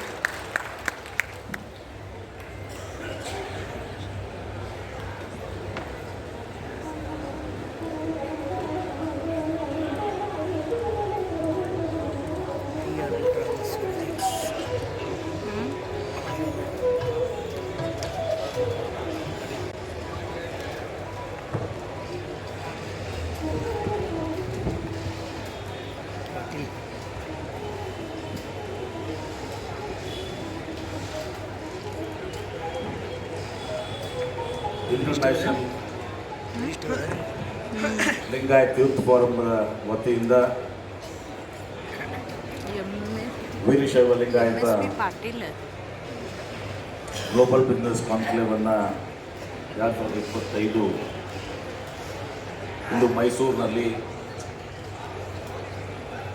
ನಮ್ಮೆಲ್ಲರ ಪರಮ ಪೂಜ್ಯ ಜಗದ್ಗುರುಗಳಾದಂಥ ಶ್ರೀ ಶ್ರೀ ಶ್ರೀ ಶಿವರಾತ್ರಿ ದೇಶಿಕೇಂದ್ರ ಮಹಾಸ್ವಾಮೀಜಿಯವರು ಅವರ ಒಂದು ನೇತೃತ್ವದಲ್ಲಿ ದಿವ್ಯ ಸಾನ್ನಿಧ್ಯದಲ್ಲಿ ಮಾರ್ಗದರ್ಶನದಲ್ಲಿ ಇವತ್ತು ಅವರ ಒಂದು ಅಮೃತ ಹಸ್ತದಿಂದ ಈ ಮೈಸೂರಿನ 2025 ಒಂದು ಗ್ಲೋಬಲ್ ಬಿಸ್ನೆಸ್ ಕಾನ್ಕ್ಲೇವ್ ಇವತ್ತು ಸಹ ಉದ್ಘಾಟನೆ ಆಗಿರುವಂಥದ್ದು. ನನ್ನನ್ನು ಕೂಡ ಇಲ್ಲಿ ಕರೆಸಿ ಭಾಗವಹಿಸಲಿಕ್ಕೆ ಅವಕಾಶ ಮಾಡಿಕೊಟ್ಟಂಥ ಎಲ್ಲ ಇಂಟರ್ನ್ಯಾಷನಲ್ ಲಿಂಗಾಯತ್ ಯೂತ್ ಫೆಡರೇಷನ್ನ ಎಲ್ಲ ಅಧ್ಯಕ್ಷರೇ ಪದಾಧಿಕಾರಿಗಳು, ಪರಮ ಪೂಜ್ಯ ಶ್ರೀಗಳ ಕಾಲ್ಪಾದದಲ್ಲಿ ನನ್ನ ಭಕ್ತಿಪೂರ್ವಕದ ನಮನಗಳನ್ನು ಸಲ್ಲಿಸಿ ವೇದಿಕೆ ಮೇಲಿರುವಂಥ ಎಲ್ಲ ಪರಮ ಪೂಜ್ಯರಲ್ಲಿ ನನ್ನ ಭಕ್ತಿಪೂರ್ವಕದ ನಮನಗಳನ್ನು ಸಲ್ಲಿಸಿ ಈ ಕಾರ್ಯಕ್ರಮದ ಮುಖ್ಯ ಅತಿಥಿಗಳು ಇದೀಗ ಮಾತನಾಡಿ ಬೇರೆ ಕಾರ್ಯಕ್ರಮದಿಂದ ನಿರ್ಗಮಿಸಿದಂಥ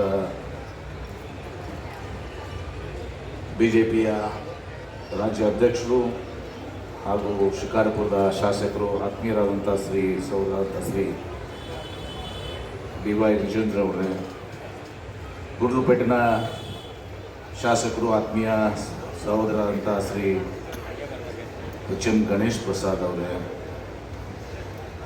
ತಮ್ಮನ್ನು ಉದ್ದೇಶಿಸಿ ಮಾತಾಡಿದಂಥ ನ್ಯಾಷನಲ್ ಗ್ರೀನ್ ಟ್ರಿಬ್ಯುನಲ್ದ ಚೇರ್ಮನ್ರು,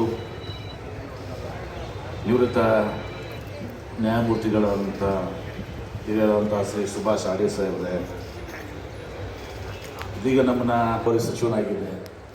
ಆ ಸಂದರ್ಭದಲ್ಲಿ ಈ ಕಾರ್ಯಕ್ರಮ ಉದ್ಘಾಟನಾ ಕಾರ್ಯಕ್ರಮದಲ್ಲಿ ಪೂಜ್ಯ ಸುತ್ತೂರು ಶ್ರೀಗಳ ನೇತೃತ್ವದಲ್ಲಿ ಅಲ್ಲಿನೂ ಕೂಡ ನಾನು ಭಾಗವಹಿಸಿದೆ. ಇವತ್ತು ಸುಮಾರು 2013 ಅದು ಆಲ್ಮೋಸ್ಟ್ 11 ವರ್ಷ ಮೇಲೆ ಆಯ್ತು. ಯಶಸ್ವಿಯಾಗಿ ಇವತ್ತು ದಿವಸ ಈ ಇಂಟರ್ನ್ಯಾಷನಲ್ ಲಿಂಗಾಯತ್ ಫೋರಮ್ ಹೊರತು ತನ್ನ ಕಾರ್ಯನಿರ್ವಹಿಸ್ಕೊತ ಬಂದು ಇವತ್ತು ವೀರಶೈವ ಲಿಂಗಾಯತ ಸಮುದಾಯದ ಏನು ಯುವಕರಿದ್ದಾರೆ, ಯುವತಿಯರಿದ್ದಾರೆ, ಸಹೋದರಿಯರಿಗೆ ಮಾರ್ಗದರ್ಶನ ಮಾಡೋ ಮೂಲಕ ಅವರಿಗೆ ಉದ್ಯೋಗಕ್ಕಿಂತ ಜಾಸ್ತಿ ಅವರು ಸ್ವತಃ ಉದ್ಯಮಿ ಆಗಲಿಕ್ಕೆ ಎಲ್ಲ ರೀತಿಯ ಸಹಾಯ ಸಹಕಾರಗಳನ್ನ ಮಾರ್ಗದರ್ಶನವನ್ನು ಮಾಡ್ತಾ ಇದ್ದಾರೆ. ಅವರಿಗೆ ನಾನು ಹೃದಯಪೂರ್ವಕವಾಗಿ ಅಭಿನಂದನೆಗಳನ್ನು ಸಲ್ಲಿಸಲಿಕ್ಕೆ ಬಯಸ್ತೇನೆ. ಇವತ್ತು ನಮ್ಮ ವೀರಶೈವ ಲಿಂಗಾಯತ ಸಮುದಾಯಕ್ಕೆ ತನ್ನದೇ ಆದಂಥ ಭವ್ಯ ಒಂದು ಇತಿಹಾಸ ಇದೆ. ಇವತ್ತು ನಮ್ಮ ಸುಭಾಷ್ ಆಡಿಯವರು ಮಾತನಾಡ್ತಿದ್ರು, ಶೈಕ್ಷಣಿಕವಾಗಿ ನಾವು ಮುಂದುವರಿಬೇಕು, ಸಾಮಾಜಿಕವಾಗಿ, ಆರ್ಥಿಕವಾಗಿ. ಇವತ್ತು ನಮ್ಮ ಮಠ ಮಾನ್ಯಗಳ ಕೊಡುಗೆ ಏನಿದೆ, ಅನೇಕ ಸಂಘ ಸಂಸ್ಥೆಗಳ ಕೊಡುಗೆ ಇವತ್ತು ನಮ್ಮ ಸಮಾಜಕ್ಕೆ ಇರೋದ್ರಿಂದ ನಾವು ಶೈಕ್ಷಣಿಕವಾಗಿ ಇವತ್ತೊಂದು ಸಂಬಂಧ ಬಂದಿದ್ದೇವೆ, ಸಾಮಾಜಿಕವಾಗಿ ಬಂದಿದ್ದೀವಿ, ಆರ್ಥಿಕವಾಗಿ ಬಂದಿದ್ದೀವಿ. ಹಳೆ ಮೈಸೂರಿನಲ್ಲಿ ಇವತ್ತು ಮೈಸೂರು ಮಹಾರಾಜರು ಮತ್ತು ಸುತ್ತೂರು ಮಠ ಬಹುಶಃ ಈ ಭಾಗದಲ್ಲಿ ಶೈಕ್ಷಣಿಕ ಕ್ರಾಂತಿಯನ್ನು ಮಾಡುವ ಮೂಲಕ ಆ ಕಡೆ ಮಧ್ಯದಲ್ಲಿ ತುಮಕೂರಲ್ಲಿ ಸಿರಿಗಂಗಾ ಮಠ, ಇವು ಇವತ್ತೊಂದು ಸಹ ಶಿಕ್ಷಣ, ವಸತಿ ಹಾಗೂ ದಾಸೋಹದ ಮೂಲಕ ಅನ್ನವನ್ನು ಕೊಡುವ ಮೂಲಕ ಇವತ್ತೊಂದು ಸಹ ಸಮಾಜದ ಏಳಿಗೆಗಾಗಿ ಪ್ರಯತ್ನಿಸುತ್ತೆ. ಕೇವಲ ನಮ್ಮ ಅಷ್ಟೇ ಸಮಾಜ ಅಲ್ಲ, ಇನ್ನಿತರ ಸಮಾಜಗಳಿಗೂ ಕೂಡ ಇವತ್ತು ಬಡವರಿಗೆ, ಹಿಂದುಳಿದವರಿಗೆ, ಅಲ್ಪಸಂಖ್ಯಾತರಿಗೆ, ದಲಿತರಿಗೆ ಎಲ್ಲರೂ ಕೂಡ ಶಿಕ್ಷಣ ಮತ್ತು ವಸತಿ ಅನ್ನವನ್ನು ಕೊಡುವಂಥ ಕೆಲಸ ಮಾಡಿದೆ. ಇವತ್ತು ನಾವು ನಮ್ಮ ಇತಿಹಾಸವನ್ನು, ಭವ್ಯವಾದ ಇತಿಹಾಸ, ಯಾಕಂದ್ರೆ ನಮಗೇನಾಗಿದೆ, ಈ ಉತ್ತರ, ದಕ್ಷಿಣ ಮತ್ತು ಮಧ್ಯ ಕರ್ನಾಟಕ, ನವೀನವರು, ನಮಗೆ ಅದು ಲಿಂಕ್ ತಪ್ಪಿದೆ ಯಾವಾಗಲೂ ಕೂಡ.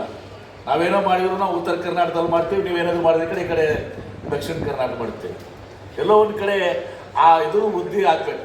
ಪರಮ ಪೂಜ್ಯ ಶ್ರೀಗಳಲ್ಲಿ ಇವತ್ತು ದಿವಸ ಯಾಕೆ ನಮ್ಮ ಸಿದ್ದೇಶ್ವರ ಶ್ರೀ ಸ್ವಾಮೀಜಿಯವ್ರನ್ನ ಸುತ್ತೂರು ಹಬ್ಬಗಳು ಕರ್ಕೊಂಡ್ಬಂದು ಇಲ್ಲಿ ಪ್ರವಚನ ಮಾಡೋ ಮೂಲಕ ಇವತ್ತು ಸಿದ್ದೇಶ್ವರ ಹಬ್ಬಗಳು ಇವತ್ತು ದಿವಸ ಈ ಭಾಗದಲ್ಲಿ ಎಲ್ಲರಿಗೂ ಕೂಡ ಅವರ ಒಂದು ವ್ಯಕ್ತಿತ್ವ, ಅವರ ಒಂದು ಶ್ರೇಷ್ಠತೆಯನ್ನು ಇವತ್ತು ಕಂಡುಕೊಳ್ಳೋಕ್ಕಾಯ್ತು. ಆ ಲಿಂಕ್ ಏನಾಗಿದೆ ಇವತ್ತು ದಿವಸ ಅದು ಒಗ್ಗೂಡ್ಬೇಕು. ಮಧ್ಯ ಕರ್ನಾಟಕ, ಉತ್ತರ ಕರ್ನಾಟಕ, ದಕ್ಷಿಣ ಕರ್ನಾಟಕ ಅದು ಒಗ್ಗೂಡ್ಬೇಕು. ಇವತ್ತು ಭಾಳಷ್ಟು ವಿಚಾರಗಳು ನಮ್ಮ ಮುಂದಿದೆ. ಇವತ್ತು ನನಗೆ ಹೇಳಬೇಕಾಗಿದ್ರೆ ಹಿಂದೆ ಉಪ ಪಂಗಡಗಳ ಬಗ್ಗೆ ಸುಭಾಷ್ ಅಡಿ ಅವರು ಹೇಳ್ತಾ ಇದ್ರು, ಕುಜೇಂದ್ರ ಅವರು ಕೂಡ ಹೇಳ್ತಾ ಇದ್ರು. ಈ ಉಪ ಪಂಗಡಗಳು ಈಗಲ್ಲ, 1902-3 ಕೂಡ ಇತ್ತು. ವೀರಶೈವ ಮಹಾಸಭಾ ಪ್ರಾರಂಭ ಮಾಡಬೇಕಾಗಿರೋ ಮುಖ್ಯ ಉದ್ದೇಶ ಅವಾಗ 1902-3 ಸಿರಸಂಗಿ ಲಿಂಗರಾಜರು, ಅತ್ತಾಡ್ರು, ರುದ್ರಗೌಡರು ಮತ್ತು ನಮ್ಮ ಹಾನಗಲ್ನ ಪರಮ ಪೂಜ್ಯ ಶ್ರೀಗಳು ಅವತ್ತು ಅದನ್ನು ವೀರಶೈವ ಮಹಾಸಭಾ ಕಟ್ಟುವಂಥ ಕಾರಣನೇ ಈ ಒಂದು ಉಪ ಪಂಗಡಗಳು ಒಗ್ಗೂಡಿಸ್ಲಿಕ್ಕೆ ಒಂದು. ಪ್ರಥಮ ಅಧ್ಯಕ್ಷರಾಗಿ ಸಿರಸಂಗಿ ಲಿಂಗರಾಜರು, 2ನೇ ಅಧ್ಯಕ್ಷರಾಗಿ ಸಿರಸಂಗಿ ಲಿಂಗರಾಜನ ಮಾಜಿನವರು, ನಮ್ಮ ಗ್ರೇಟ್ ಗ್ರ್ಯಾಂಡ್ ಫಾದರ್, ನಮ್ಮ ತಾಯಿಯವರ ಆವಾಗ ಸಿರಸಂಗಿ ಲಿಂಗರಾಜರು ಕರೆ ಕೊಡ್ತಾರ. ಇಲ್ಲಿ ಮೈಸೂರು ಮಹಾರಾಜರು, ಸುತ್ತೂರು ಸ್ವಾಮೀಜಿಯವರು ಈ ಭಾಗದಲ್ಲಿ, ಆ ಕಡೆ ಸಿದ್ಧಗಂಗಾ ಮಠ, ಆ ಕಡೆ ದಕ್ಷಿಣ ಕರ್ನಾಟಕದಲ್ಲಿ, ಉತ್ತರ ಕರ್ನಾಟಕದಲ್ಲಿ ನಾವು ಮೈಸೂರು ರಾಜಧಾನಿ ಮುಂಬೈ ಪ್ರಾಂತದಲ್ಲಿದ್ದೀವಿ, ಆ ಕಡೆ ಹೈದರಾಬಾದ್ ಕರ್ನಾಟಕ ಪ್ರಾಂತದಲ್ಲಿ. ಆವಾಗ ಪ್ರಥಮ ಮಹಾಧಿವೇಶನ, 2ನೇ ಮಹಾಧಿವೇಶನದಲ್ಲಿ ಇವತ್ತು ಸಿರಸಂಗಿ ಲಿಂಗರಾಜರು, ಅತ್ತಾಡ್ರು ಒಂದು ಕರೆ ಕೊಡ್ತಾರೆ ಅವತ್ತು ಸಮಾಜಕ್ಕೆ, ಪ್ರತಿಯೊಂದು ಜಿಲ್ಲೆಯಲ್ಲಿ ನೀವು ಶಿಕ್ಷಣ ಸಂಸ್ಥೆಗಳನ್ನು ಪ್ರಾರಂಭ ಮಾಡಬೇಕು ಅಂತೇಳಿ. ಅದರ ಪರಿಣಾಮ KLE ಸಂಸ್ಥೆ, BLD ಸಂಸ್ಥೆ, ಆಮೇಲೆ HKE ಸೊಸೈಟಿ, BVV ಸಂಘ ಬಾಗಲಕೋಟ ಮತ್ತು HK ಇದು ನಿಮ್ಮ ವೀರಶೈವ ವಿದ್ಯಾವರ್ಧಕ ಸಂಘ, ಅದು ನಿಮ್ಮ ಹೊಸಪೇಟೆ, ಇವೆಲ್ಲರೂ ಬಳ್ಳಾರಿ, ಇವೆಲ್ಲರೂ ಕೂಡ ಪ್ರಾರಂಭ ಆಗ್ತವೆ. ಯಾಕಂದರೆ ಭಾಳಷ್ಟು ಜನಕ್ಕೆ ನಮ್ಮ ಇತಿಹಾಸ ನಮ್ಗೆ ಗೊತ್ತಿಲ್ಲ. ನಿಮ್ಗೆ ಈ ಕಡೆ ಭಾಳ ಅಂದರೆ ನಾವು ಪುಟ್ಟರಂಗ ಶೆಟ್ಟರ್ ಒಬ್ಬರದ್ದು ಕೇಳ್ತೀವಿ, ರುದ್ರಗೌಡರು, ಆಮೇಲೆ ಕಂಬಳಿ ಸಿದ್ದಪ್ಪನವರು, ಆಮೇಲೆ ನಮ್ಮ ದುರ್ಗೇಶ್ ದರ್ಯಪ್ಪನವರು, ಅವರೆಲ್ಲರೂ ಅನೇಕರು.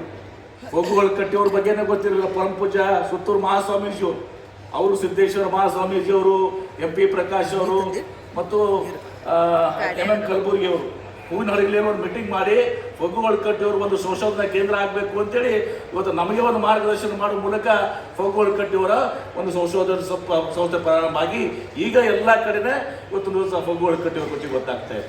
ಯಾಕಂದ್ರೆ ಒಗ್ಗುಗಳು ಕಟ್ಟಿಯವರು ಅಂದರೆ ಗೊತ್ತಿರಲಿಲ್ಲ ಇವತ್ತು ದಿವಸ. ನಮ್ಮದೇ ಕ್ಯಾಂಪಸ್ನಾಗ BLD ಸಂಸ್ಥೆ ಸಂಸ್ಥಾಪಕರು, ನಮ್ಮ ಕ್ಯಾಂಪಸ್ನಾಗೆ ಒಗ್ಗುಗಳ ಬಗ್ಗೆ ಮತ್ತು ಜಾಸ್ತಿ ಗೊತ್ತಿರಲಿಲ್ಲ ಸಮಾಜದಲ್ಲಿ ಇದ್ರೂ ಕೂಡ. ಹೀಗಾಗಿ ನಮ್ಮ ಇತಿಹಾಸವನ್ನು ನಾವು ತಿಳ್ಕೊಳ್ಬೇಕಾಗ್ತದೆ. ಅವತ್ತು ಈ ಸಮಾಜಗಳು ಇವತ್ತೊಂದು ಉಪ ಪಂಗಡಗಳು ಒಂದುಗೂಡಬೇಕು. ಇವತ್ತು ಆ ಸಾಮಾಜಿಕವಾಗಿ, ಆರ್ಥಿಕವಾಗಿ, ಶೈಕ್ಷಣಿಕವಾಗಿ ನಾವು ಹೋಗ್ಬೇಕು. ಸಿರಸಂಗಿ ಲಿಂಗರಾಜರು KLE ಸಂಸ್ಥಾನಕ್ಕೆ ದಾನ ಕೊಟ್ಟರು. ಲಿಂಗರಾಜ್ ಕಾಲೇಜ್ ಪ್ರಾರಂಭ ಆಯಿತು. ಲಿಂಗರಾಜ್ ಕಾಲೇಜ್ ಪ್ರಾರಂಭ ಆಗುವಾಗ ಆ ಲಿಂಗರಾಜ್ ಕಾಲೇಜ್ ಪರ್ಮಿಷನ್ ಕೊಡಲಿಕ್ಕೆ ಇವತ್ತು ಸಹ ಭಾಳ ಕಷ್ಟ ಆಯಿತು. ಪುನದಲ್ಲಿ ಇವತ್ತು ಫರ್ಗ್ಯೂಷನ್ ಕಾಲೇಜ್ನಲ್ಲಿ ಮೀಟಿಂಗ್ ನಿಮಗೆ ಯಾಕೆ ಬೇಕು ರೀ ಕಾಲೇಜು ಅಂತ ಕೇಳಿದ್ರು. ಅಡಿ ಅವ್ರು ನಮ್ಗೆ ಗೊತ್ತದ ಕಂಬಳಿ ಸಿದ್ದಪ್ಪನವರು ಹೋಗಿ ಅವರು ಅದನ್ನು ಸ್ವತಃ ಹೋಗಿ ಫರ್ಗ್ಯೂಷನ್ ಕಾಲೇಜ್ ಇದು ಮಾಡಿ ಹೋದ್ರು ಸಹ ಆ ಲಿಂಗರಾಜ್ ಕಾಲೇಜ್ ಪರ್ಮಿಷನ್ ಸಿಕ್ತು. ಇಂಥ ಒಂದು ಭವ್ಯವಾದ ಇತಿಹಾಸ ನಮ್ಮ ಭೂಮರೆಡ್ಡಿ ಅವರು ಅನೇಕರು ಇವತ್ತು ಸಹ ನನ್ನ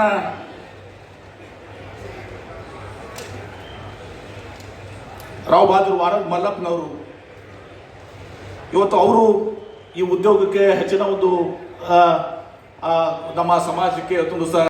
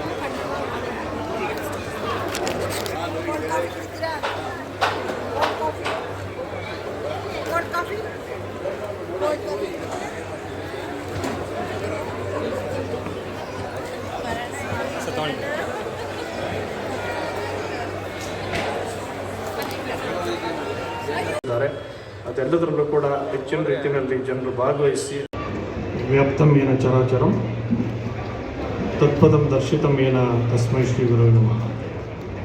ಯಾಕೆ ಕ್ಲಾರಿಟಿ ಬರೋದು ಇದನ್ನೊಂಚೂರು ಇದೀಗ ಉದ್ಬೋಧಕವಾದಂತಹ ಮಾತುಗಳನ್ನಾಡಿದ ಹಾಂ ಸಚಿವರಾದ ಮಾನ್ಯ ಶ್ರೀ ಎಂ.ಬಿ. ಪಾಟೀಲ್ ಅವರೇ, ಗೌರವಾನ್ವಿತ ನ್ಯಾಯಮೂರ್ತಿಗಳಾದ ಸುಭಾಷ್ ಆಡಿ ಅವರೇ, ಶಾಸಕರಾದ ಗಣೇಶ್ ಪ್ರಸಾದ್ ಅವರೇ, ಶಾಸಕರು ಮತ್ತು ಐಲೈಫ್ನ ಕನಸನ್ನು ಕಂಡಂತಹ ಅದರ ಮೊದಲ ಅಧ್ಯಕ್ಷರಾಗಿದ್ದಂತಹ ನವೀನ್ ಅವರೇ, ಆದರ್ಶ ಬಿಲ್ಡರ್ಸ್ ಜಯಶಂಕರ್ ಅವರೇ, ದೆಹಲಿಯಿಂದ ಆಗಮಿಸಿರುವ ಝೂಮ್ ಮಾಡಬೇಡ್ರಿ, ಇದು ಹೆಂಗಿದ ಶ್ರೀ ರಾವ್ ರಾಣೆ ಅವರೇ,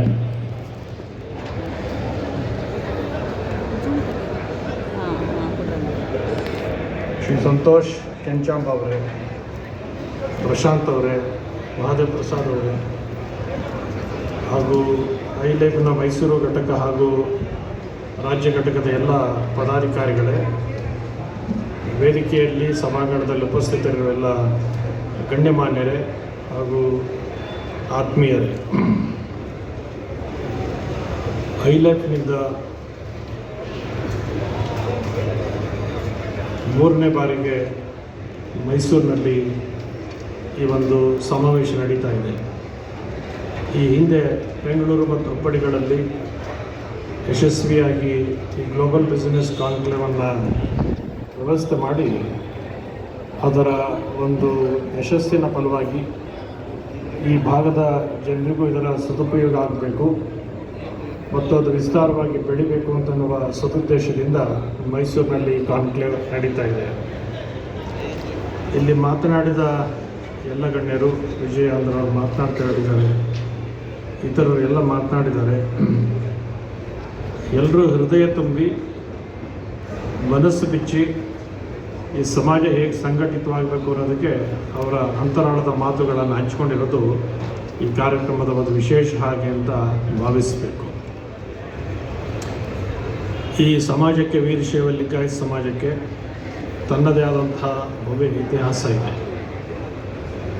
ಸಮಾಜದ ಸರ್ವರನ್ನೂ ಸಮಾನವಾಗಿ ಕಾಣಬೇಕು, ಕಾಣಲಿಕ್ಕೆ ಅವಕಾಶ ಇದೆ ಅನ್ನೋದನ್ನು ಈ ಜಗತ್ತಿಗೆ ತೋರಿಸ್ಕೊಟ್ಟಂತಹ ಧರ್ಮ ಇದು ಅಂತನ್ನೋದನ್ನು ನಾವು ಯಾರು ಮರಿಕೊಡ್ತು. ಇಲ್ಲಿ ಒಳಪಂಗಡಗಳು ಇತ್ಯಾದಿ ಅನೇಕ ವಿಚಾರಗಳು ಪ್ರಸ್ತಾಪ ಆಗಿದೆ. ಯಾವುದು ಓದಬೇಕು ಅಂತ ಬಯಸ್ತಾ ಇದ್ದಾರೋ ಅದೇ ಮತ್ತೆ ಪುನರಪಿ ಆಳವಾಗಿ ಬೇರೂಡ್ತಾ ಇರತಕ್ಕಂತಹದ್ದೇ ಸಮಾಜದ ಒಂದು ಆಲೋಚಿಸಬೇಕಾದಂಥ ಸಂದರ್ಭ ಇದೆ. ಈ ಸಮಾಜವನ್ನೆಲ್ಲ ಒಗ್ಗಟ್ಟಿಸುವಾಗ ಸಮಾಜದಲ್ಲಿ ಜಾತೀಯತೆಯನ್ನು ಹೋಗಲಾಡಿಸುವಂತಹ ಒಂದು ಸಮಾಜ ನಿರ್ಮಾಣ ಆಗಬೇಕು ಅನ್ನೋ ಕಾರಣಕ್ಕೋಸ್ಕರನೇ ಸಮಾಜ ನಿರ್ಮಾಣ ಆದಂಥದ್ದು. ಅದಕ್ಕೋಸ್ಕರ ಇಷ್ಟಲಿಂಗವನ್ನು ಕೊಟ್ಟಂತಹದ್ದು. ಇಷ್ಟಲಿಂಗವನ್ನು ಧಾರ್ಮಿಕ ಸಂಕೇತವಾಗಿ ಕೊಟ್ಟದ್ದಲ್ಲ, ಅದೊಂದು ಸಾಮಾಜಿಕವಾದಂಥ ಸಂಕೇತವಾಗಿ, ಸಮಾನತೆಯ ಸಂಕೇತವಾಗಿ, ಆರ್ಥಿಕ ಒಂದು ಸಮಾನತೆಯನ್ನು ಮೂಡಿಸ್ಲಿಕ್ಕಾಗಿ ಇಷ್ಟಲಿಂಗವನ್ನು ಸಂಕೇತವಾಗಿ ಕೊಟ್ಟರು ಅಂತ ಅನ್ನೋದು ಗಮನಿಸಬೇಕಾದಂಥದ್ದು. ಶರಣರು ಒಂದು ವಚನದಲ್ಲಿ ಹೇಳೋದೇನು ಅಂದರೆ, ಲಿಂಗಧಾರಣೆ ಮಾಡಿದವರೆಲ್ಲ ಹೇಗಾಗಬೇಕು ಅಂತಂದರೆ, ನೀವು ಬೆಂಕಿಗೆ ಅನೇಕ ರೀತಿಯ ಮರಗಳನ್ನು ಹಾಕ್ತೀರಿ. ಅದು ತೇಗದ ಮರ ಹಾಕ್ಬೋದು, ಗಂಧದ ಮರ ಹಾಕ್ಬೋದು, ಗೊಬ್ಬಳಿ ಮರ ಹಾಕ್ಬೋದು, ಯಾವುದೇ ಮರ ಹಾಕ್ಬೋದು, ಬೆಲೆ ಬಾಳುವಂತಹದ್ದು, ಬೆಲೆ ಬೆಳೆದ ಇರತಕ್ಕಂಥದ್ದು, ರೋಸ್ವುಡ್ ಹಾಕ್ಬೋದು, ಯಾವುದಾದ್ರು ಹಾಕ್ಬೋದು. ಒಮ್ಮೆ ಬೆಂಕಿಗೆ ಹಾಕಿದ್ರೆ ಬೆಂಕಿಯಲ್ಲಿ ಅದು ಬೂದಿ ಆದಮೇಲೆ ಯಾವ ಮರದ ಬೆಂಕಿ ಅಂತ ಸಿಗೋದಿಲ್ಲ, ಯಾವ ಮರದ ಬೂದಿ ಅಂತ ಗೊತ್ತಾಗೋದಿಲ್ಲ. ಬೂದಿ ಒಂದೇ ಇರುತ್ತೆ. ಅವ್ರು ಹೇಳಿದ್ದೇನು ಇಷ್ಟೇ ಸರಳವಾಗಿ ಹೇಳಿದ್ರು, ವೀರಶೈವ ಲಿಂಗಾಯತ ಧರ್ಮ ಅನ್ನೋದು ಲಿಂಗಧಾರಣೆ ಮಾಡಿದವರು ಹೇಗೆ ಅಂತಂದರೆ, ಬೆಂಕಿಯಲ್ಲಿ ಹಾಕಿದ ಎಲ್ಲ ಮರಗಳು ಸುಟ್ಟ ಮೇಲೆ ಹೇಗೆ ಒಂದೇ ಬೂದಿ ಆಗುತ್ತೋ ಹಾಗೆ ಸಮಾಜಕ್ಕೆ ಸೇರಿದವರೆಲ್ಲ ಒಂದೇ ಆಗಬೇಕು ಅಂತ ಅನ್ನೋ ಸಂದೇಶದ ಮೂಲಕ ಸಮಾಜವನ್ನು ಇದಿಷ್ಟನ್ನು ಅರ್ಥ ಮಾಡಿಕೊಂಡ್ರೆ ಸಮಾಜ ಸಮೃದ್ಧವಾಗಿ ಬೆಳೀಲಿಕ್ಕೆ ಸಾಧ್ಯ ಆಗುತ್ತೆ. ರಾಜಕೀಯ ಕಾರಣಕ್ಕಾಗಿ, ಸಮಾನತೆಯ ಕಾರಣಕ್ಕಾಗಿ, ಆರ್ಥಿಕ ಸೌಲಭ್ಯಗಳ ಕಾರಣಕ್ಕಾಗಿ ಒಡೆದು ಹಂಚು ಹೋಗೋದಕ್ಕೆ ಬದಲಾಗಿ ವ್ಯವಸ್ಥಿತವಾಗಿ ಬೆಳಿಬೇಕಾದಂಥ ಅಗತ್ಯತೆ ಇದೆ ಅನ್ನೋದನ್ನು ಮುಕ್ತವಾದ ಮನಸ್ಸಿನಿಂದ ನಮ್ಮ ಜೊತೆ ಇಲ್ಲಿ ಹಂಚ್ಕೊಂಡಿದ್ದಾರೆ. ಇವತ್ತು ಐಲೈಫ್ ಇವತ್ತು 2013ರಲ್ಲಿ ಮಾನ್ಯ ಪಾಟೀಲರು ಪ್ರಸ್ತಾಪಿಸಿದಾಗೆ, ನವೀನ್ ಅವರನ್ನು ಹೇಳಿದಾಗೆ ಬೆಂಗಳೂರಿನಲ್ಲಿ ಬಸವ ಕೇಂದ್ರದಲ್ಲಿ ಅಲ್ಲಿಯ ಆಡಿಟೋರಿಯಂನಲ್ಲಿ ಪೂಜ್ಯ ಸಿದ್ಧಗಂಗೆಯ ಶಿವಕುಮಾರ ಮಹಾಸ್ವಾಮಿಗಳವರ ಉಪಸ್ಥಿತಿಯಲ್ಲಿ ಈ ಒಂದು ಸಂಸ್ಥೆ ಉದ್ಘಾಟನೆ ಆದದ್ದು ನಮ್ಮ ಕಣ್ಮುಂದೆ ಇನ್ನೂ ಹೆಸರಾಗಿದೆ. ಅದು ಉದ್ಘಾಟನೆ ನೆನಪಿರೋ ಸಂದರ್ಭದಲ್ಲೇ ಇದು 13 ವರ್ಷಗಳನ್ನು ತುಂಬಿ ಇಷ್ಟು ವ್ಯಾಪಕವಾಗಿ ಸಾವಿರಾರು ಕೋಟಿಯ ಒಂದು ಪರಸ್ಪರ ವಿನಿಮಯಕ್ಕೆ ಅವಕಾಶ ಮಾಡಿಕೊಟ್ಟಿರ್ತಕ್ಕಂಥದ್ದು, ಎಲ್ಲರನ್ನ ಪ್ರೋತ್ಸಾಹ ಮಾಡತಕ್ಕಂತಹದ್ದು ಹೆಚ್ಚು ಒಂದು ಮೆಚ್ಚಬೇಕಾದಂತಹ, ಅಭಿನಂದಿಸಬೇಕಾದಂಥ ಸಂಗತಿ. ನಮ್ಮ ಶಾಸಕರಾದಂತಹ ನವೀನ್ ಹೇಳ್ದಂಗೆ ಮತ್ತು ಇಲ್ಲಿ ಮಾತನಾಡ್ತಾ ನಮ್ಮ ಕೆಂಚಾಂಬ ಅವರು ಹೇಳಿದ್ರು ಮತ್ತು ಇತರ ಪ್ರಾಸ್ತಾವಿಕ ಮಾತಾಡ್ತಾ ಕೂಡ ಹೇಳಿದರು. ಇದು ಸಾಮಾನ್ಯವಾಗಿ ಜನರಲ್ಲಿ ಹೈ ಲೈಫ್ ಅಂದು ಕುಡಿದ್ರೆ ಅದು ಹೋಗುತ್ತದು HIGH ಹೈ ಲೈಫ್ ಇರಬೇಕು ಅಂತ ಜನರು ಭಾವಿಸ್ತಾರೆ. ಭಾಳ ಶ್ರೀಮಂತವಾದ ಜೀವನ ನಡೆಸ್ತಕ್ಕಂಥವರು ಹೈ ಲೈಫ್ ಅಂತ ಇಟ್ಕೊಂಡಿರಬೇಕು ಅಂತ ಅನ್ನೋ ಭಾವನೆ ಇದೆ. ಶ್ರೀಮಂತರಿಗೋಸ್ಕರ ಪ್ರಾರಂಭ ಆಗಿರೋದಲ್ಲ, ಅದು ವ್ಯಾಪಾರೋದ್ಯಮ ಇರ್ಬೋದು, ಬೇರೆ ಬೇರೆ ಕ್ಷೇತ್ರ ಇರ್ಬೋದು, ಅವರಿಗೆ ಸಹಾಯ ಮಾಡಲಿಕ್ಕೋಸ್ಕರ ಪ್ರಾರಂಭವಾಗಿರುವಂಥ ಅಂತಾರಾಷ್ಟ್ರೀಯ ಮಟ್ಟಕ್ಕೆ ಅದನ್ನು ಬೆಳೆಸಬೇಕು ಅಂತ ಅಪೇಕ್ಷೆ ಇರುವಂಥ ಸಂಸ್ಥೆ ಇದು ಹೈ ಲೈಫ್ ಅನ್ನೋದ್ರ ಬಗ್ಗೆ ವಿವರಣೆಯನ್ನು ಕೊಟ್ಟಿದ್ದಾರೆ. ಮಾನ್ಯ ಪಾಟೀಲ್ ಈಗ ತಾನೇ ಕೊನೆ ಒಂದು ಬಹಳ ಮುಖ್ಯವಾದ ಮಾತು ಹೇಳಿದ್ರು. ಇದು ಬಹಳ ಶ್ರೀಮಂತ ವರ್ಗದವರಲ್ಲಾಗಲಿ ಮಧ್ಯಮ ವರ್ಗದವ್ರಿಗಾಗಿ ಕೇಂದ್ರೀಕೃತವಾಗಿರೋದಕ್ಕೆ ಬದಲಾಗಿ ಯಾವೊಬ್ಬ ನಿರುದ್ಯೋಗಿ ಆದಂಥವನು, ಒಬ್ಬ ಸಾಮಾನ್ಯ ಯುವಕ, ಆತ ಪದವೀಧರನಾಗಿರ್ಬೋದು, ಪದವೀಧರನಲ್ಲದೆ ಇರ್ಬೋದು, ಸ್ಕಿಲ್ ಟ್ರೈನಿಂಗ್ ಪಡ್ಕೊಂಡಿರ್ಬೇಕು, ನಾನು ಉದ್ಯಮಿ ಆಗಬೇಕು ಅಂತ ಇಷ್ಟಪಟ್ಟಂತಹವನು ಬೇಕಾದಂತಹ ಎಲ್ಲ ಮಾರ್ಗದರ್ಶನವನ್ನು, ಧೈರ್ಯವನ್ನು ತುಂಬುವಂಥ ಸಂಸ್ಥೆಯಾಗಿ ಹೈಲೈಟ್ ಮಾಡಬೇಕು ಅಂತ ಒಂದು ಅತ್ಯಂತ ಮಹತ್ವದ ಆಕಾಂಕ್ಷೆಯನ್ನು ಮಾನ್ಯ ಪಾಟೀಲ್ ಇಲ್ಲಿ ಪ್ರಸ್ತಾಪ ಮಾಡಿದ್ದಾರೆ. ಅದು ಮಾಡಿದಾಗ ಮಹಾದೇವ್ ಪ್ರಸಾದ್ ಅವರು ಬಂದು ಹೇಳ್ತಾ ಇದ್ದರು, ಅದಕ್ಕೆ ಪ್ರಾರಂಭ ಹಂತವಾಗಿ ಇವತ್ತು ನಾವು ಇಲ್ಲಿ ಎಕ್ಸಿಬಿಷನ್ನಲ್ಲಿ ಹಳ್ಳಿನಲ್ಲಿ ಹಪ್ಪಳ ಮಾರೋವರೆಗೂ ಕೂಡ ಅವಕಾಶ ಮಾಡಿಕೊಟ್ಟಿದ್ವಿ ಅಂತ ಒಂದು ಸ್ವಾಗತಾರ್ಹವಾದಂಥ ಸಂಗತಿ. ಇವತ್ತು ನಮ್ಮ ಗ್ರಾಮೀಣ ಜನ ಬೆಳಿಬೇಕು. ಇವತ್ತು ಗ್ರಾಮೀಣ ಜನರಲ್ಲಿ ಪ್ರೋತ್ಸಾಹ ಇದೆ. ಇವತ್ತು ಯಾರ್ಯಾರು ಇಲ್ಲೆಲ್ಲ ಇದ್ದಾರೆ ಎಲ್ಲ ಜನರು ಕೂಡ ಗ್ರಾಮೀಣ ಪ್ರದೇಶದಿಂದ ಬಂದಂಥವ್ರು, ಯಾರು ನಗರ ಪ್ರದೇಶದಿಂದ ಬಂದಂಥವ್ರೆಲ್ಲ. ಹಾಗೆ ಗ್ರಾಮೀಣ ಪ್ರದೇಶದಿಂದ ಬಂದವರಲ್ಲಿ ಅಂಥ ಒಂದು ಧೈರ್ಯ ಇರುತ್ತೆ. ಜಯಶಂಕರ್ ತುಂಬ ಒಳ್ಳೆ ಮಾತು ಹೇಳಿದ್ರು. ಅವರು is one of the very successful entrepreneur, ತುಂಬ ಅತ್ಯಂತ ಯಶಸ್ವಿ ಉದ್ಯಮಿ. ಮತ್ತು ಜಯಶಂಕರ್ ಬಗ್ಗೆ ಎಲ್ರಿಗೂ ಗೌರವ ಇದೆ. ಯಾಕೆ ಅಂದರೆ ಮಾಡೋದ್ರೆಲ್ಲ ಚೆನ್ನಾಗಿ ಮಾಡ್ತಾರೆ, ಯಾರಿಗೂ ಮೋಸ ಮಾಡಲ್ಲ ಅಂತೇಳಿ. ಹಾಗೆ ಅವ್ರು ಬೆಳಿಬೇಕು ಅಂತ ಅನ್ನೋದ್ರು ಕೂಡ ಹೇಳಿದ್ದಾರೆ. ನಾವು ಮಾಡುವ ಪ್ರಾಮಾಣಿಕವಾಗಿರಬೇಕು, ನಮ್ಮ ಕೈಲಾದದ್ದನ್ನು ಮಾಡೋದಕ್ಕೆ ಪ್ರಯತ್ನ ಮಾಡಬಾರ್ದು. ಮನುಷ್ಯನಿಗೆ ಏನು ಸಾಧ್ಯ ಆಗುತ್ತೆ, ಅವನಿಗೆ ಏನು ಸಾಮರ್ಥ್ಯ ಇರುತ್ತೆ, ಆ ಸಾಮರ್ಥ್ಯಕ್ಕೆ ತಪ್ಪಾಗಿ ಆತನ ಬದುಕನ್ನು ವಿಕಾಸ ಮಾಡ್ಕೊಳ್ಳಿಕ್ಕೆ ಹೋದರೆ ನಮ್ಮ ಬದುಕಿನಲ್ಲಿ ಯಶಸ್ಸನ್ನು ಕಾಣಲಿಕ್ಕೆ ಸಾಧ್ಯ ಆಗುತ್ತೆ. ತನ್ನದು ಯಾವುದು ಕ್ಷೇತ್ರ ಅಲ್ವೋ ಆ ಕ್ಷೇತ್ರಕ್ಕೆ ಪ್ರವೇಶ ಮಾಡಿ ನಾನು ಅದರಲ್ಲಿ ಏನಾದ್ರು ಮಾಡಬೇಕು ಅಂತಂದರೆ ಅವನ ಜೀವನದಲ್ಲಿ ನಿರುತ್ಸಾಹಕ್ಕೊಳಗಾಗ್ತಾನೆ ಅಥವಾ ಡಿಪ್ರೆಷನ್ಗೆ ಹೋಗ್ತಾನೆ, ಜೀವ ಹಾಳು ಮಾಡಿಕೊಳ್ಳುವಂಥ ಸಂದರ್ಭಗಳು ಬರುತ್ತೆ. ಅದರಿಂದ ಮನುಷ್ಯ, ಮಾನ್ಯ ಪಾಟೀಲರು ಸಚಿವರು ಹೇಳಿದ್ದೇನು ಅಂತಂದರೆ, ಈ ಒಂದು ಹೈ ಲೈಫ್ ಇದುವರೆಗೆ 13 ವರ್ಷಗಳಲ್ಲಿ ಏನು ಸಾಧನೆ ಮಾಡಿರ್ತಕ್ಕಂಥದ್ದು ಮಹತ್ವವಾಗಿರ್ತಕ್ಕಂಥದ್ದು. ಇವತ್ತು ಹೈ ಲೈಫ್ ಈಗ ಪರಸ್ಪರ ನಾವು ತಿಳಿದಂಗೆ ಇಂಟ್ರ್ಯಾಕ್ಟ್ ಮಾಡುತ್ತೆ. ಅದು ಪರ್ಚೇಸಿಂಗ್ ಇರ್ಬೋದು, ಕಾಂಟ್ರಾಕ್ಟ್ಸ್ ಇರ್ಬೋದು, ಇಂಡಸ್ಟ್ರೀಸ್ ಇರ್ಬೋದು, ಅವ್ರಿಗೆಲ್ಲ ಮಾಡಿ ಎಷ್ಟು ಅನುಕೂಲವಾದ ರೀತಿಯಲ್ಲಿ ಅವ್ರ ಉದ್ಯಮವನ್ನು ಬೆಳೆಸಬೇಕು ಅನ್ನೋದಕ್ಕೆ ಸಹಕಾರವನ್ನು ಕೊಡ್ತಾರೆ. ಇನ್ನು ಉದ್ಯೋಗದಲ್ಲಿ ಭಾಳ ನಾವು ತಿಳ್ಕೊಂಡಿರೋ ಉದ್ಯಮ ಎಲ್ಲ ಅಷ್ಟು ಸುಖಕರವಾಗಿರುತ್ತೆ ಅಂತಲ್ಲ. ಉದ್ಯಮ ಪ್ರಾರಂಭ ಮಾಡಿದವ್ರಿಗೆ ಗೊತ್ತಿರೋದು ಸಮಸ್ಯೆಗಳೇನಿರುತ್ತೆ ಇದರಲ್ಲಿ. ಈ ಸಮಸ್ಯೆಗಳನ್ನು ಅಡ್ರೆಸ್ ಮಾಡ್ತಕ್ಕಂತಹದ್ದು, ಯಾರ್ಯಾರಿಗೆ ಏನೇನು ಸಮಸ್ಯೆ ಇರುತ್ತೆ, ಹೈ ಲೈಫ್ ಒಂದು ಪರಸ್ಪರ ಪೂರಕವಾದಂತಹ ಒಂದು ಆಂತರಿಕವಾದಂಥ ಸಂಬಂಧವನ್ನು, ಇಂಟರ್ ಕನೆಕ್ಷನ್ ಸಂಬಂಧವನ್ನು ಮಾಡಿ ಅದಕ್ಕೊಂದು ನಿರಂತರವಾಗಿ ವ್ಯವಸ್ಥೆ ಮುಂದುವರಿಯಲಿಕ್ಕೆ ಈಗೆಲ್ಲ ಉದ್ಯಮದಲ್ಲಿ ಇರ್ತಕ್ಕಂಥವ್ರು ಎಲ್ಲರೂ ಎಲ್ಲ ಸಂದರ್ಭದಲ್ಲೂ ಅದ್ರ ಜೊತೆ ಭಾಗವಹಿಸ್ಲಿಕ್ಕೆ ಸಾಧ್ಯ ಆಗದೆ ಇರ್ಬೋದು. ಆದರೆ ಎಲ್ರಿಗೂ ಅನುಕೂಲವಾಗುವಂತಹ ಒಂದು ಅಂತರ್ಜಾಲದ ವ್ಯವಸ್ಥೆಯ ಮೂಲಕವಾಗಿ ಯಾರೇ ಏನೇ ಅಪೇಕ್ಷೆ ಪಟ್ಟರೂ ಕೂಡ ಅವರು ಬೇಕಾದಂತಹ ಮಾರ್ಗದರ್ಶನ, ಸೌಲಭ್ಯ ಇತ್ಯಾದಿಗಳನ್ನು ನೀಡುವಂತಹ ಒಂದು ವ್ಯವಸ್ಥೆಗಳನ್ನು ವ್ಯಾಪಕವಾಗಿ ಕಲ್ಪಿಸಿದ್ರೆ ಇನ್ನು 10 ವರ್ಷದಲ್ಲಿ ಇದು ಬೃಹತ್ತಾಗಿ ಬೆಳೀಲಿಕ್ಕೆ ಸಾಧ್ಯ ಆಗುತ್ತೆ. ಇವತ್ತಿಲ್ಲಿ ಯಜಮಾನರು ಬಂದು ಹೇಳಿದ್ರು, ರಿಸರ್ವೇಷನ್ ಪಾಟೀಲ್ ಹತ್ರ ಚರ್ಚೆ ಮಾಡ್ತೀವಿ ಏನು ಮಾಡ್ತಾರೋ ಅಂತ. ಅವ್ರು ಬಹಳ ದೊಡ್ಡ ಉದ್ಯಮಿ ಅಲ್ಲ, ಅವರು ಸಾಮಾನ್ಯವಾದರು. ಅವ್ರು ಹೇಳಿದ ಮಾತನ್ನು ಸಮಾಜ ಗಮನಿಸಬೇಕಾದೇನು ಅಂತಂದರೆ, ನಾವು ರಿಸರ್ವೇಷನ್ಗೋಸ್ಕರ ಭಿಕ್ಷಾ ಪಾತ್ರ ಇಡಬಾರ್ದು, ನಮ್ಮ ಸಮಾಜದವರು ಸ್ವತಂತ್ರವಾಗಿ ಬದುಕೋದನ್ನು ಕಲ್ಕೋಬೇಕು ಅನ್ನೋದು ಎಷ್ಟು ಒಳ್ಳೆ ಮಾತು ಅಂತಕ್ಕಂಥದ್ದು ಗಮನಿಸಬೇಕಾದಂಥ.